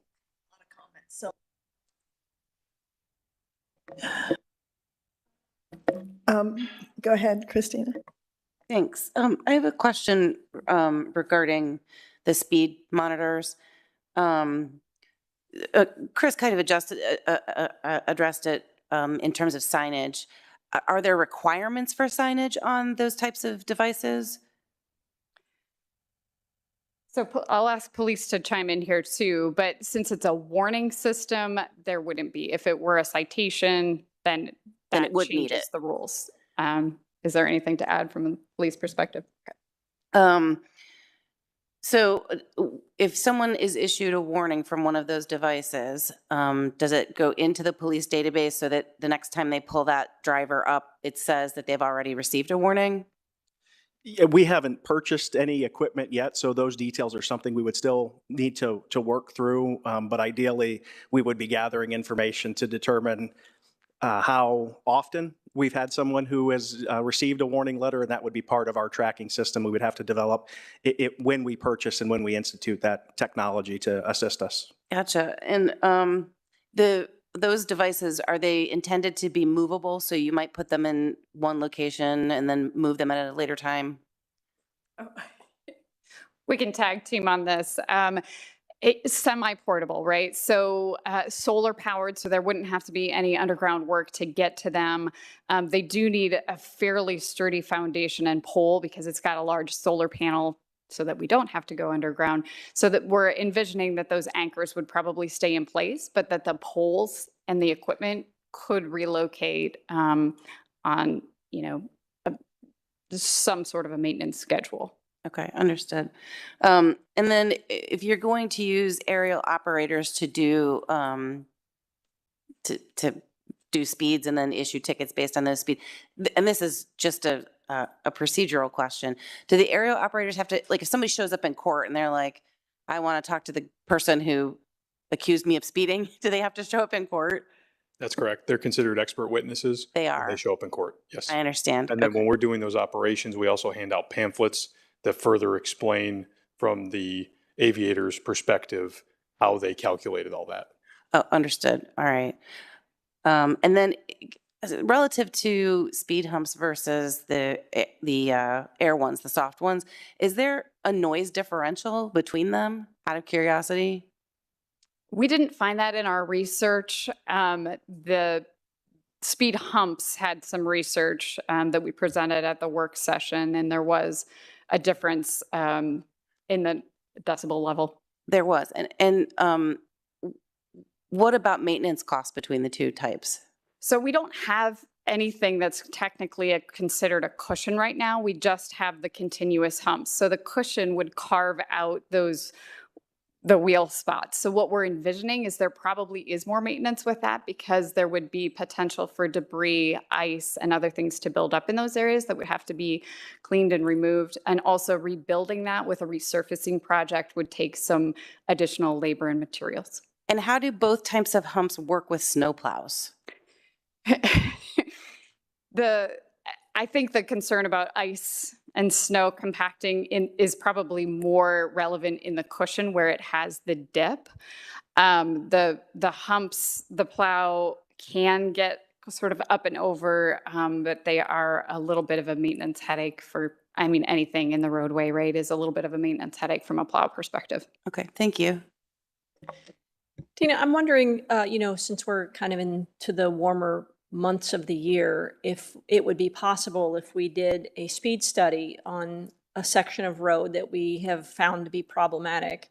And then if we were to mount some temporary speed cushions or, speed tables. I've heard them called lots of different words in different places, but I think the speed tables are a little nicer that's more in line with what we have at the rec center. But to put some temporary, it looks like you can buy some online that we could use in the warmer months of the year and then do a test once those are installed. And then we would have some real data to compare. Is this in fact slowing the traffic down? And then we could talk about, what's the right height? And, we could have those conversations if the data proved that that was an effective tool, and then we could work on refining the tool if it was indeed effective. And so, I'm wondering if, we could perhaps in the short term, maybe do some experiments that we could gather some information that would help us to make educated decisions. Yeah, we actually were able to do that with recently on Monterey Drive when that street was repaved. In order to do the repaving, the humps had to be removed. So we took advantage of that and got out with a couple of speed surveys, and we can provide that back to City Council in a future packet for your information. For the temporary measures, I would be a little bit afraid of how that would impact the pavement long-term. So we could think about that internally and get back with you. I'd be happy to pick a street that's, due to be paved in the next 2 years. Or, I'm sure there's something that we can find, or, we could patch it, or maybe we decided that some sort of speed device would be appropriate, and then we'd already be there anyhow. So it would just be nice to have some good information to make the decisions. Thank you. I would agree with that. I think potentially putting in some temporary measures. And as Chris said, we've got roads, we know when a lot of these roads are going to be repaved. So leveraging that information to install some of those temporary measures, I think could be really invaluable. So I would just support what she just said.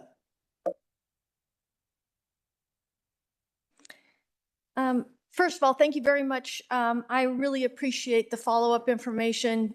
Thank you, Chief. The data on ticketing, the conversation about the reduction in staff and the ability to increase that, I appreciate that.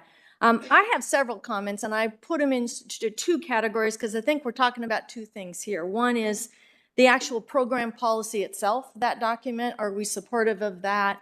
And then the implementation plan and the toolkit. And so as I thought through those, under the policy itself, and Mr. Shepherd made a comment about volume.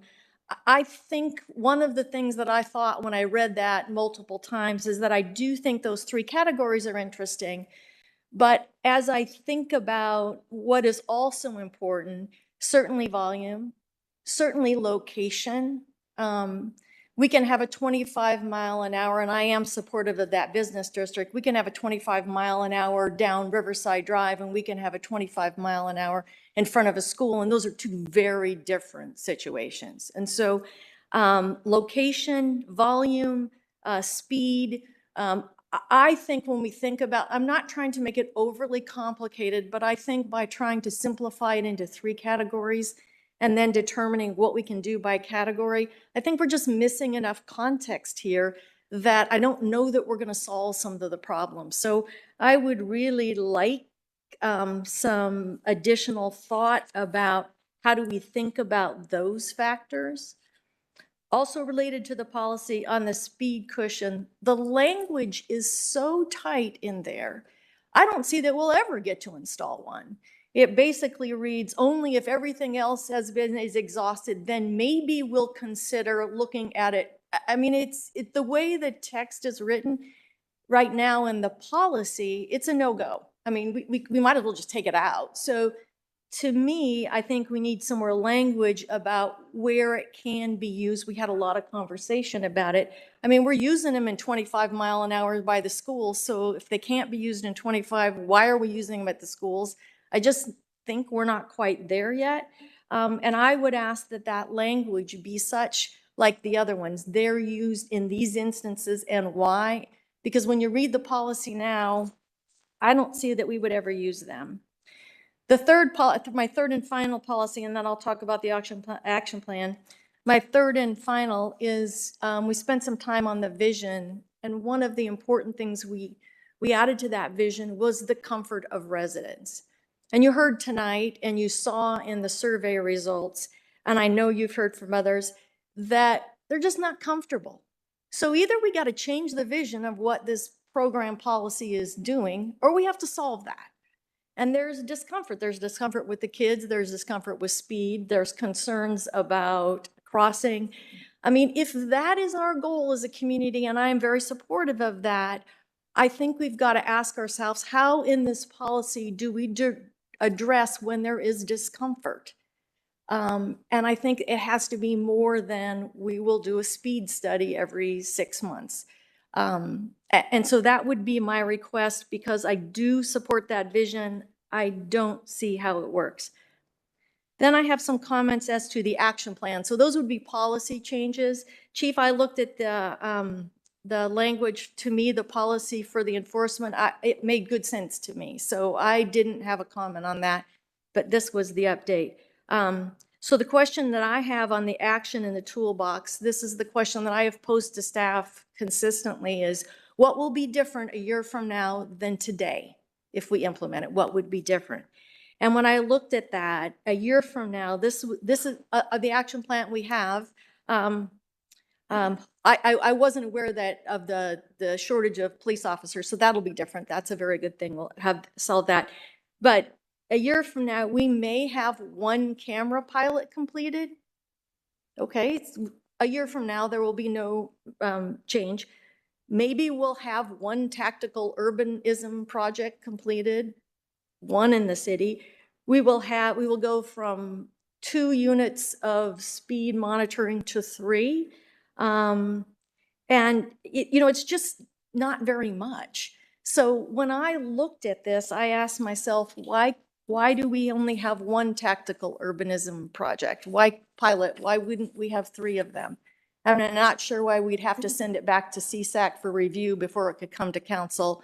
Why couldn't we just rely on our experts, come up with 2 or 3 different projects?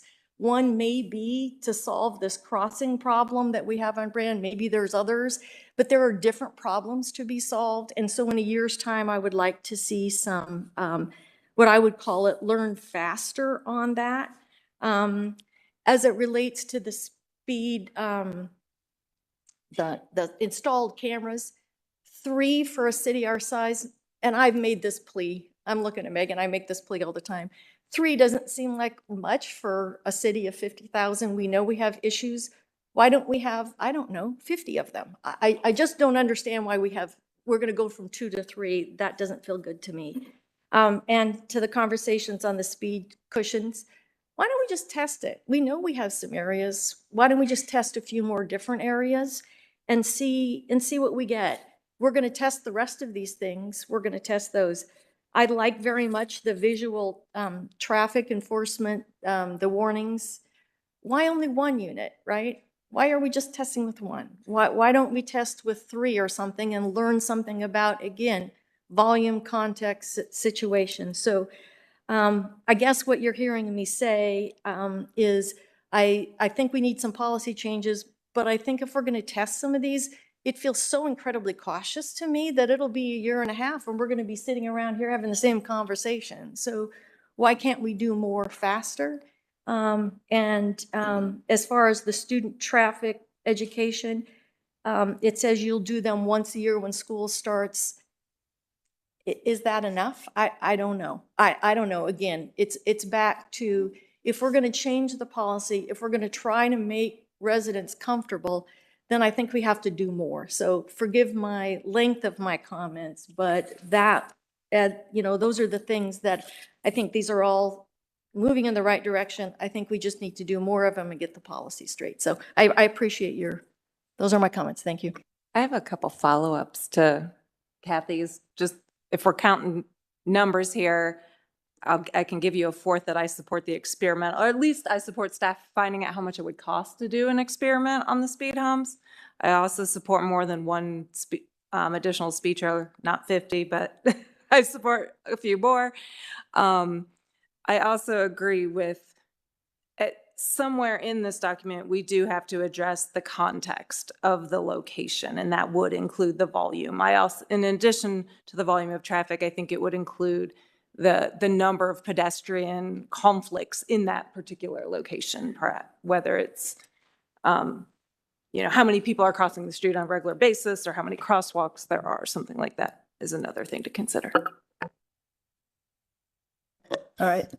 Are there any other comments here? Question. Oh,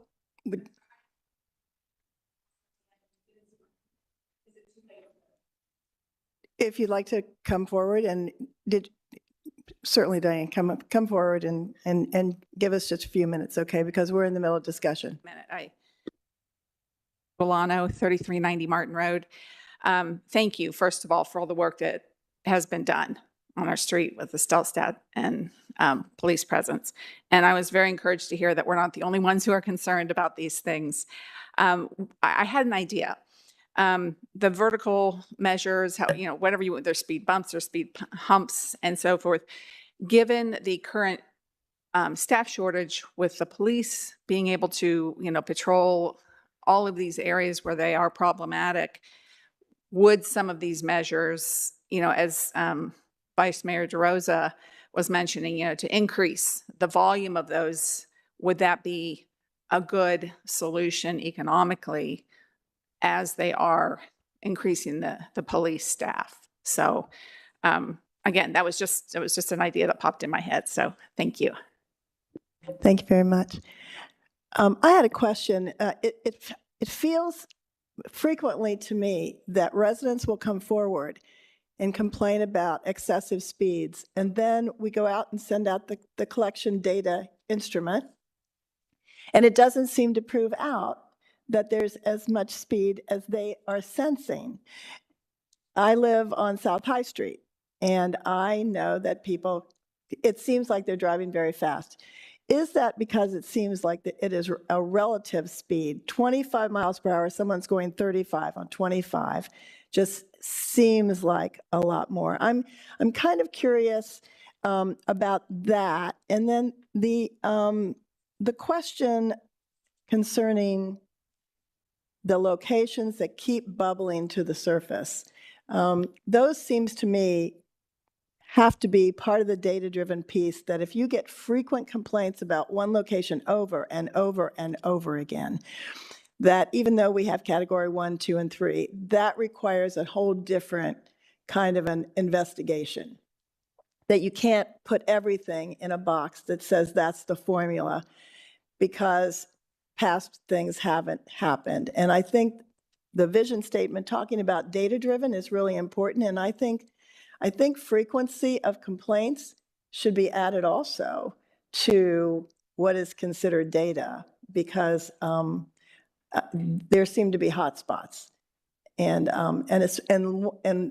one last comment, and that was about the Brand Road crossing. I think when a dangerous situation concerning a crossing, like the crossing we had in front of Starbucks, that we've heard about for quite a long time, that those need to be addressed in a way that becomes more of an immediate concern than one that we just try to figure out long term. So, yeah, and I have another question after that, but I'll let you go ahead, Tina. Thank you. And there is oftentimes that perception of speed, particularly for somebody standing on the side of the road, right?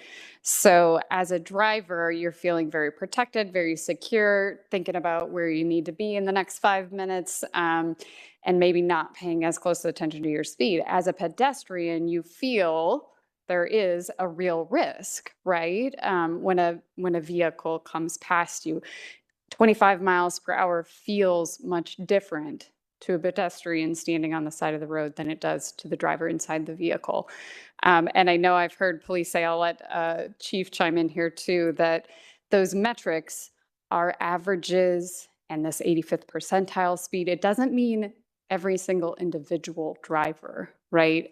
And do you want to speak to that maybe a little bit from the perception side as well? Yeah, I want to be clear, even as we see most vehicles going at or below the speed limit when we study that, we also recognize that there are other drivers that are certainly exceeding the speed limit, and those in fact are what pedestrians, vulnerable roadway users are experiencing, and certainly to Vice Mayor DeRosa's point, in the degree of comfort that pedestrians or roadway users, vulnerable roadway users are feeling.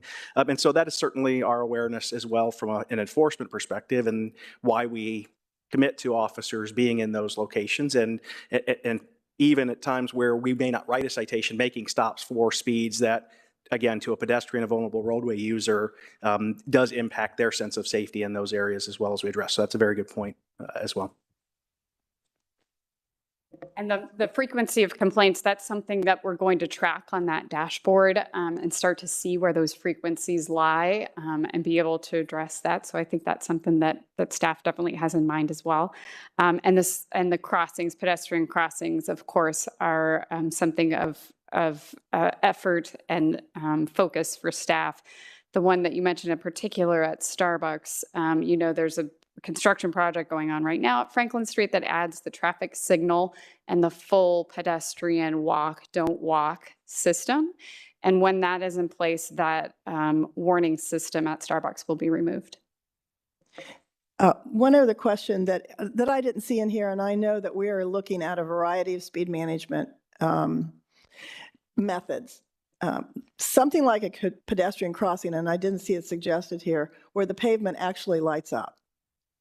That will stop a car. The lights on the side, especially on a roadway like Brand Road, where there's trees, you have to worry about deer, all that sort of thing.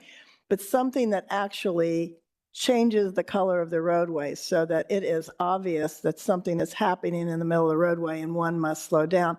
Hasn't been mentioned, but has that been a consideration? We love that solution. We really want it to work here, and our snowplows have a really hard time with them. We, have talked to a lot of different companies. We actually tried it in 2018, most recently at the roundabout, installing those LEDs in pavement, and they do not hold up in the Ohio winters, unfortunately. We have been looking at lighting in other ways. We have floodlights attached to the pedestrian systems.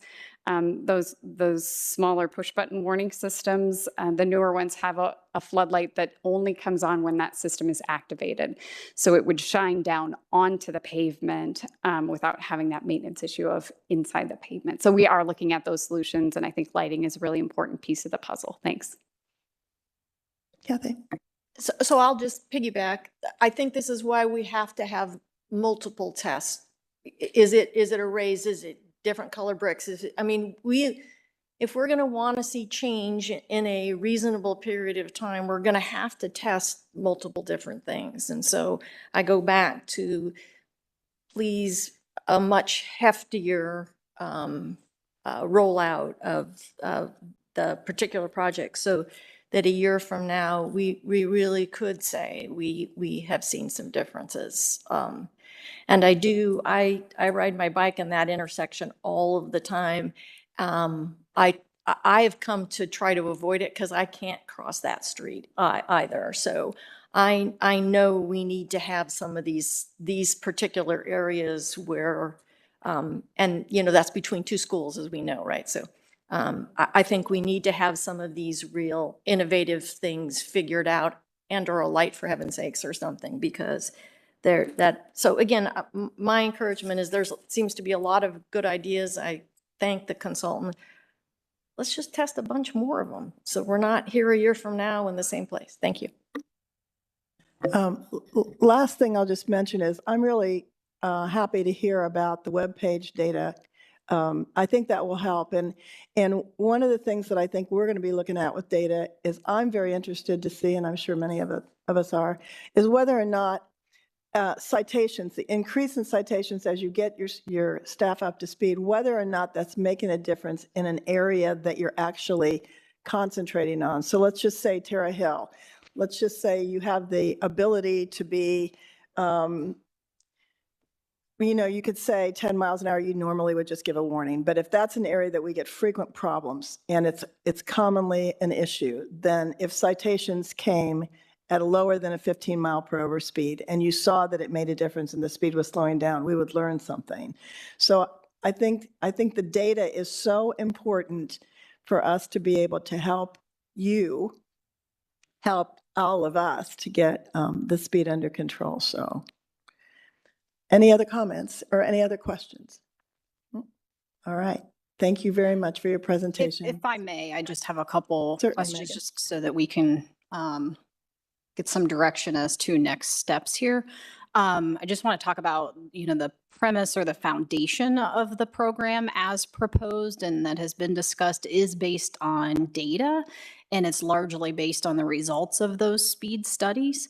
And, the program, the levels 1, 2, and 3, we escalate the measures that we take based on the results of those speed studies.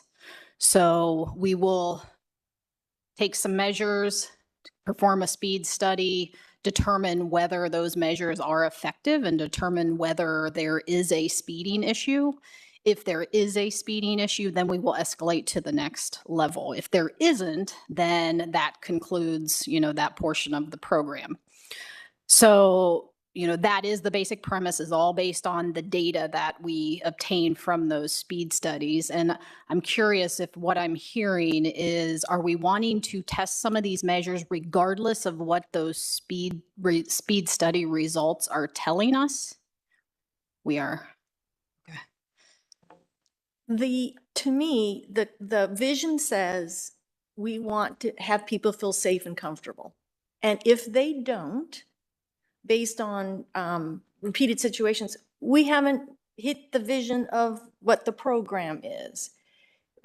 Again, it's speed in context, in volume, in location, in numbers of crossings.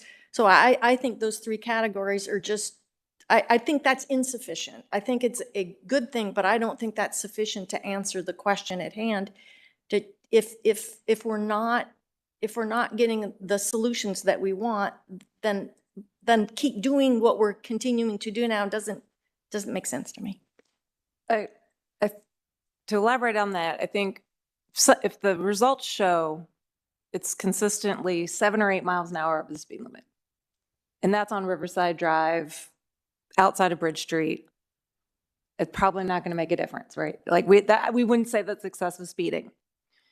But if it's consistently 7 or 8 miles and over every day in a school zone where there's a bunch of crossings, then me, that's a speed problem. So I think there needs to be more of a, matrix or determination of whether there's a problem based on criteria, with speed being one of the factors, and then location and crosswalks and the number of concerns. So a little bit more information goes into whether we look at the different solutions. So I would elaborate a little to Amy's point of, I think one of the things that changes it in some of these residential districts is that driveways go out onto the road. And I think that changes the street and that changes the feel of speed, right? So if it's a perceived speed, if I'm driving on Riverside Drive and someone is going, I think it's 40 miles an hour through the bulk of that there. And if someone's going 47 miles an hour, I don't like it, but that, no one's backing out of their driveway. Now the parallel parking on the street changes that dynamic a little bit, but I just think it's important when these are truly residential streets, when there's driveway access on and off, because that would be difficult if you're trying to back out of a driveway or pull into a driveway, or it just changes the feel of the street. And I would imagine it would raise the perceived speed limit up. If it was 25 and they were going 32, that would feel like a whole bunch if I were backing out of a driveway. So to me, it's, to Amy's point, I think the kind of street it is makes a difference because I think it escalates more rapidly. Just to elaborate on that, so my son is 17. He just started driving, and we were talking about speeding. And I always suspected on an interstate that the state patrol would allow me to go 9 miles over without pulling me over. But it would seem like it should be a percentage. To her point, saying that 7 or 8 miles an hour over the speed limit, you might give a warning. As a percentage of 25, that's extreme. But as a percentage of 40, it's not so much. So to me, it's magnitude. The other thing I would say, I get the concept of, major roads, you really don't want to necessarily put speed humps in. But in Carmel, Indiana, I found myself driving really slowly. And it wasn't just because I was checking everything out, but they had these raised side or crosswalks, and they weren't 2 feet high. The car wasn't bottoming out, anything like that, but it's enough to slow you down. And I gotta believe I was doing 25 to 30 miles an hour most of the way. And between those and the roundabouts, so I think about Brand Road. Brand Road was one of the roads you mentioned. It's a road I live on, and not a day goes by that I don't hear, I don't know how old they are, but they're driving their cars really, really fast. I mean, like, they have to be doing 80, 90 miles an hour. And I got to believe that if you put a slightly raised crosswalk near Earlington Parkway into, I think it's Brandon or Bristol Commons, either one, maybe both of those, it would break up those miles enough that it would force the drivers to slow down. And I know that it's sort of breaking the rules of this study. It seems to me that you've done the work of accumulating the data. The data's there.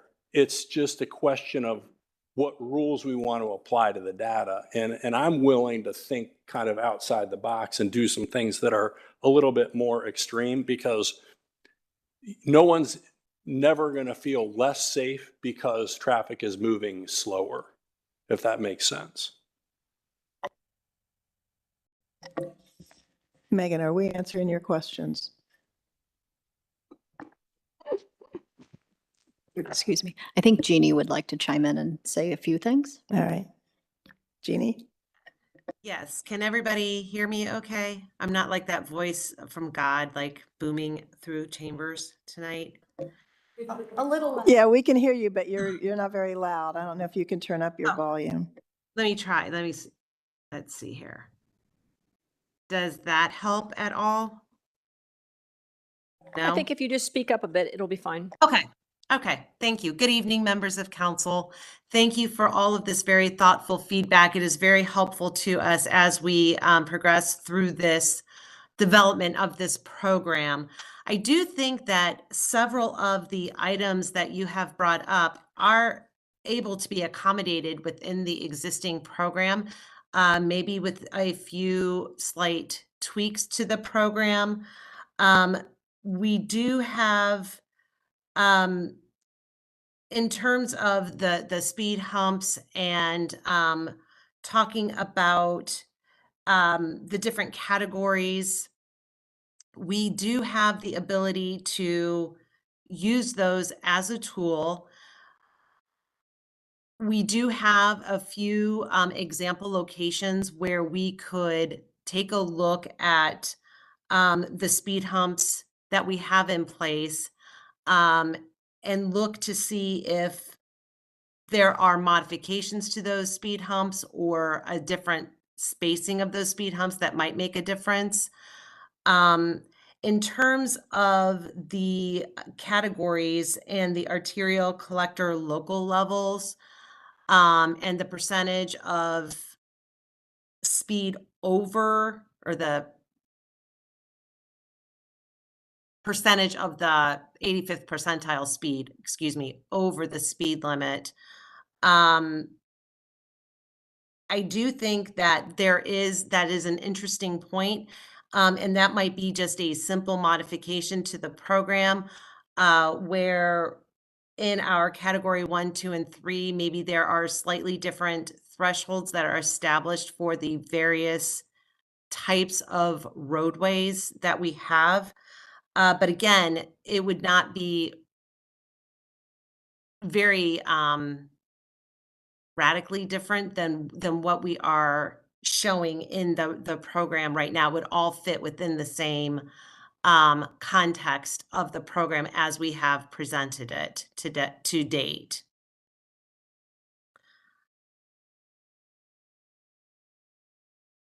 I'm trying to think. I think there were so many points that I wanted to make, and now I've lost my train of thought. Excuse me. That's okay, Jeannie. I think that we'll take the feedback that we've heard this evening and go back and determine where we go from there. Thank you very much. Megan, are you interested in us walking through the 4 questions? Or do you feel that the staff has enough information to go forward? I think we're comfortable moving forward. All right. Great, thank you. Well, you're still on board and thank you all for the report. You're on board for staff comments, Megan. Good evening. I just have a few comments this evening. Next Monday, May 1st, planning staff will provide an update at the City Council work session regarding renewable energy equipment. The meeting will be held at 6 p.m. here in Council Chamber, and Council will be given the opportunity to review the proposed zoning code updates, and staff will request discussion and feedback from City Council. Staff is reaching out to the public to notify them of this next step in the solar discussion. Last week was a busy week for the Envision Dublin Community Plan update with the Joint City Council, Planning and Zoning Commission, and Architectural Review Board work session, the first steering committee meeting, and the first public meeting. We're pleased with the participation and engagement provided by those opportunities, and based on the feedback from those meetings, staff is working with the consultant to fine-tune the timeline and the next steps. Staff will work to keep the public informed as the process goes forward, and the meeting discussion will be released as a podcast episode later this week as part of the ongoing community engagement efforts. So I'd like to thank all of the staff who planned and supported those meetings, as well as the council members for your participation. And then finally, the Spring Neighborhood Leadership Meeting took place Wednesday, April 19th, and we had around 40 neighborhood leaders attend the meeting here in Council Chamber. The meeting included city updates, including planning, construction, safety efforts, also included time for neighborhood networking and allowing attendees time to share their experiences and challenges with one another. And my thanks again to council members for your participation and those who attended, and to staff for planning and presenting to this vital group of stakeholders. And that's all I have this evening. Thank you. All right, thank you, Megan. Council reports. I know we have some reports, some we have upcoming meetings. So we'll begin with finance. Councilmember Ludo. So we had a finance committee meeting and we had Red Tree Investment, which is our investment advisors, and they came in, they did a report on the performance of our investments. We had discussion in the following areas: potential benchmarking, which Red Tree is going to help us with, but the potential for request for proposal for investment advisors. So Matt's going to provide us at a future meeting with sort of the process and timeline for that. That's something we have not done for many years, or maybe even at all. We did discuss some language changes to the investment policy as well. So staff will come back to us with that. And then a reporting strategy and process. And then we had Meter Investment Management and Manning and Napier also provide reports specific to the performance of their portfolios relative to the City of Dublin. And our next meeting is May 9th. Thank you. Thank you. Liaison reports. The Dublin Board of Education, do you want to speak to that one? Well, we are meeting tomorrow. All right, thank you. Vice Mayor DeRosa, Dublin Bridges, US 33 Corridor Group, and Envision Dublin Steering Committee. Tell you what, Andy and I attended the US 33 corridor. He'll give an update on that. I'll just go ahead and do the Envision Dublin one and then turn it over to Andy. So as Megan suggested, we had our first meeting this last week, and this was the day after we'd had the joint boards and commissions and the steering committee, a great group of members of the community, members of the nonprofits, the schools, the developers, et cetera. It was a very good meeting. Actually, we conducted the same workshop that we did with the joint commissions and councils. So some different perspectives, as you can imagine, were brought forth. So actually, it was an excellent meeting. The group will meet every couple of months. People were excited to be on there, and I think it's going to be a very useful committee. I will commit to reporting back on that every time we meet. And I think the next one isn't yet planned, but it will be the next time that the committee has some materials that have been brought forth to the public for review. So look forward to doing ongoing updates on that. I do not have a Dublin Bridges update tonight. Andy? So we hosted the 33 corridor meeting last week right here in the council chambers. I'll start with Marysville. They recently updated their strategic plan and have identified 10 different priorities. Like us, they're also making some code text amendments, and they had 6 applicants for their facade grant program. They granted 5 of the 6, totaling $145,000. They've given $700,000 in their facade grant program since 2019. Union County, as you may recall, as I've reported before, they have set aside 10,000 acres for solar. They've got 2 projects approved and moving forward. 1 is currently underway. And finally, Plain City, recently they completed their Uptown Master Plan. And you know you've arrived when you have a co-working space. Brickhouse Blue recently opened in Plain City in the old administrative building. Hooray for them. All right. Councilman Keeler, did you have anything? Oh, you did Logan Union County, didn't you? All right. Councilman Reiner, Dublin Arts Council and Veterans Committee. We've established the Sunday at the Coyotes concert for August 27th through October 8th. We moved it back because most of the other municipalities wind theirs up in midsummer. And we found a lot of positive feedback from people who said, hey, it's great that you guys are doing this late into the year. So we're going to keep it in the fall cycle. Veterans Committee, we are still working on the Veterans ID cards, and there's still a few points to discuss to resolve that. For the Veterans Day activities, the veterans are being called out for other municipalities, not only our own, to serve. So, kudos to them. Thank you. Councilwoman Cram, Washington Township and Architectural Review Board.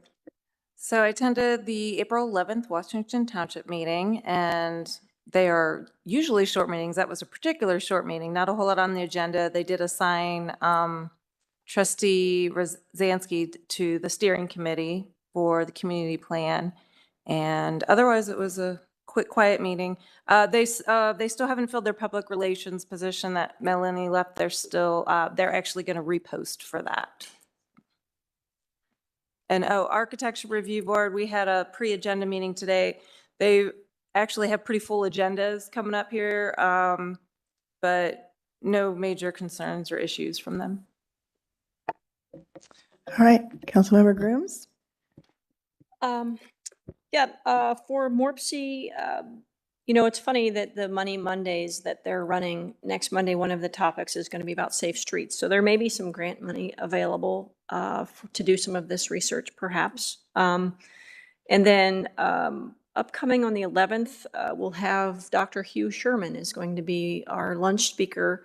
And he, as you know, is leaving as the president of Ohio University. So hopefully that will be a fruitful time for lunch and get some insights from him on what perhaps the university might be contemplating their next steps forward. For the Planning and Zoning Commission meeting, our last agenda meeting was canceled. We had some staff travel and things, so we did not have that meeting. And then I would echo Kathy's thoughts on the Envision Dublin Steering Committee. I felt like the meeting that we had with the appointed members of that committee was very fruitful, and I was very much encouraged that it's going to be high participation, high creative thinking, and also some critical thinking too. So looking forward to that work continuing.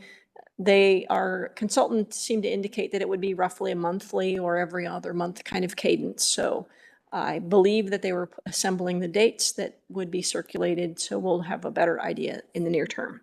Thank you. All right, we'll begin council roundtable. And Amy, would you like to start? My first one actually is a question to Megan. Do we know when the material for the May 1st solar discussion will be posted for the public? Because I've had quite a few inquiries. First thing tomorrow morning. Tomorrow morning. Mhm. Okay. And yeah, last week was a really busy week. So I'll just thank our ARB and planning and zoning members who joined us on Monday for an additional meeting yet on their schedule. And I want to thank all of our residents who attended the community plan meeting and the HOA meetings on both. So they were here 2 nights, both Tuesday and Wednesday. And I want to thank the JASCO for their event on Thursday evening. And then Saturday, I got to do the thank Dublin Chamber for inviting me to the Community Champion Awards, because that was a very impressive group of our youth from our Dublin City schools. Their accomplishments just astonished me. I'm going to hop on the bandwagon here and thank the residents for coming out and contributing to the community plan conversation.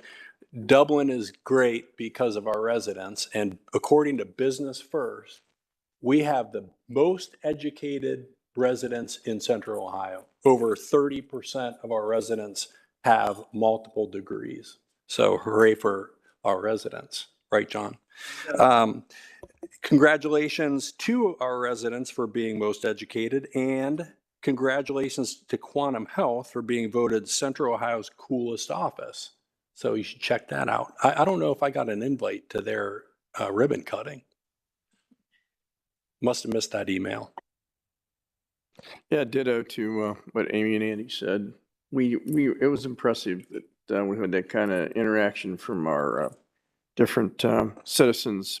And I think we're going to start making some headways here in planning and zoning and city council working together. I would like to see some of these focals that we didn't get to cover at the annual retreat come back up. So we might discuss, what we're interested in doing and what we're not interested in doing. So I'd like to see that reappear, because I know we ran out of time. Thank you. Similar thank yous to our residents and to our commissions for the joint work session. It was a really good work session and a great kickoff to Envision Dublin. Other than that, I have nothing. Thank you. I would like to thank our state rep, Samani, for her time. Several of us had breakfast with her on the 11th, and it was, I really enjoyed hearing how she anticipated her availability in the role that she hoped to play in the work for Dublin at the State House. So appreciate that time. Did have a school funding meeting with some of the leadership, Dr. Marshausen and some of the other folks there on the 12th.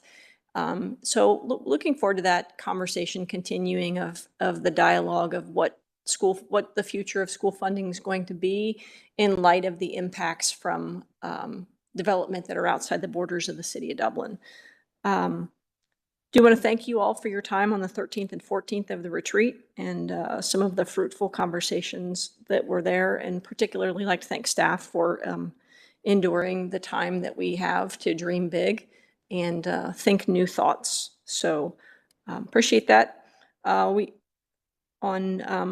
had the Envision meeting on the 17th and 18th. Again, I would just like to reiterate our thanks to members of the public for enduring that time and joining with us, and so that we could all think together. Want to thank the Chamber of Commerce with the Community Champions Awards. That's one of my favorite events every year. You go and you hear what these young people are doing in our community, and it is really mind-boggling. And if this world is an incredibly better place to be in 20 years than it is today, then shame on all of us, because the opportunity and the vision and the passion that these kids are having to do good for their fellow man is far beyond what I was thinking about when I was in the 7th grade. So I just really want to congratulate them on and encourage them on the things that they're doing. That's all I have. Thank you. Great. Thank you. I think we spent more time together last week, like six evenings. So thank you all for that. The JASCO Gala, the second annual one, was terrific, and it was so impressive to hear the billions with a B amount of investment in this community from Japanese-owned businesses and growing, and it was hang on, things to come. So that was terrific. I wanted to thank staff as we head into the summer here. We've approved the sidewalk maintenance, the road maintenance, the tree pruning, all of the above. And this is such a busy time, and the city looks great because of all that you do. And I just wanted to say thank you. I know you're headed into high hills and mulch and tree trimming, and thank you for that. I had an opportunity to go to a production at Abbey Theater on Friday. I hadn't been there yet this season, and it was a terrific play. Happened to be a Yankee fan, so it was about the Yankees, so it was just a terrific play. But I just want to again applaud the performing arts in our community. The caliber of the people that performed in the play was just terrific, and it was just so enjoyable. So I just wanted to big shout out to that group because it was really, really well done. And I have one final thing. We have a birthday on council before we meet again, so happy 29th, Jane. Yeah. Enjoy. As my little grandson, before he learned how to count, I would tell him I was constantly always 29. He got into first grade, and he looked at me and he said, "You're lying to me." And I go, "How could I be?" And he says, "Because I can count now. You're 32. I will just, I won't take too much time, but I also want to thank the neighborhood HOA, and I encourage all the leaders of the neighborhoods who may not be registered with us to, call into the city and let us know about your contacts and your civic association, because we do get some of the larger groups, but we have some small neighborhoods, and they're all always welcome to the table to learn about the city and engage with all of us and the representatives and the staff. I also attended that JASCO Gala, the Japan American Society of Central Ohio. Consul General Shindo came down. He always enjoys coming down from Detroit. JASCO is once again planning their Oban Festival at Riverside Crossing Park on August 12th from 4 to 8. This is a wonderful opportunity to experience Japanese culture. Over 2,000 people attended last year, and I know that they are looking forward to a larger crowd, and it's one way for us to once again immerse ourselves in the diverse cultures of this city, which are amazing. That event that the Dublin Chamber of Commerce had for the Community Champion Awards, you just need to sit in on it. Chris is right. It's an award given to youth from first grade to 12th and to the teachers about the efforts these kids do when it comes to community service, volunteering, mentoring, fundraising. Their leadership, their caring heart doesn't just happen here in Dublin. These kids are working on missions and fundraising across the globe. They are making a difference, these kids. And so we have to thank the Dublin Chamber of Commerce for holding that event. It's just a wonderful event. And the teachers for what they provide to these kids. It's going to create a better future, as Chris said. Sunday, I participated in the Holi Festival. It's an Indian festival of colors that happened in Kaufman Park. I made the mistake of washing my hair before I went.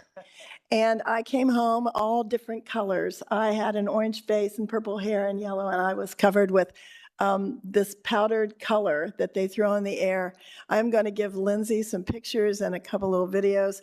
It is a festival to celebrate spring and renewal and love and the triumph of good over evil. And I can tell you that the festivals and the traditions that are celebrated here by our different diverse communities is allowing them to bring their happiness to the surface and to allow us all to participate in that, get to know each other better.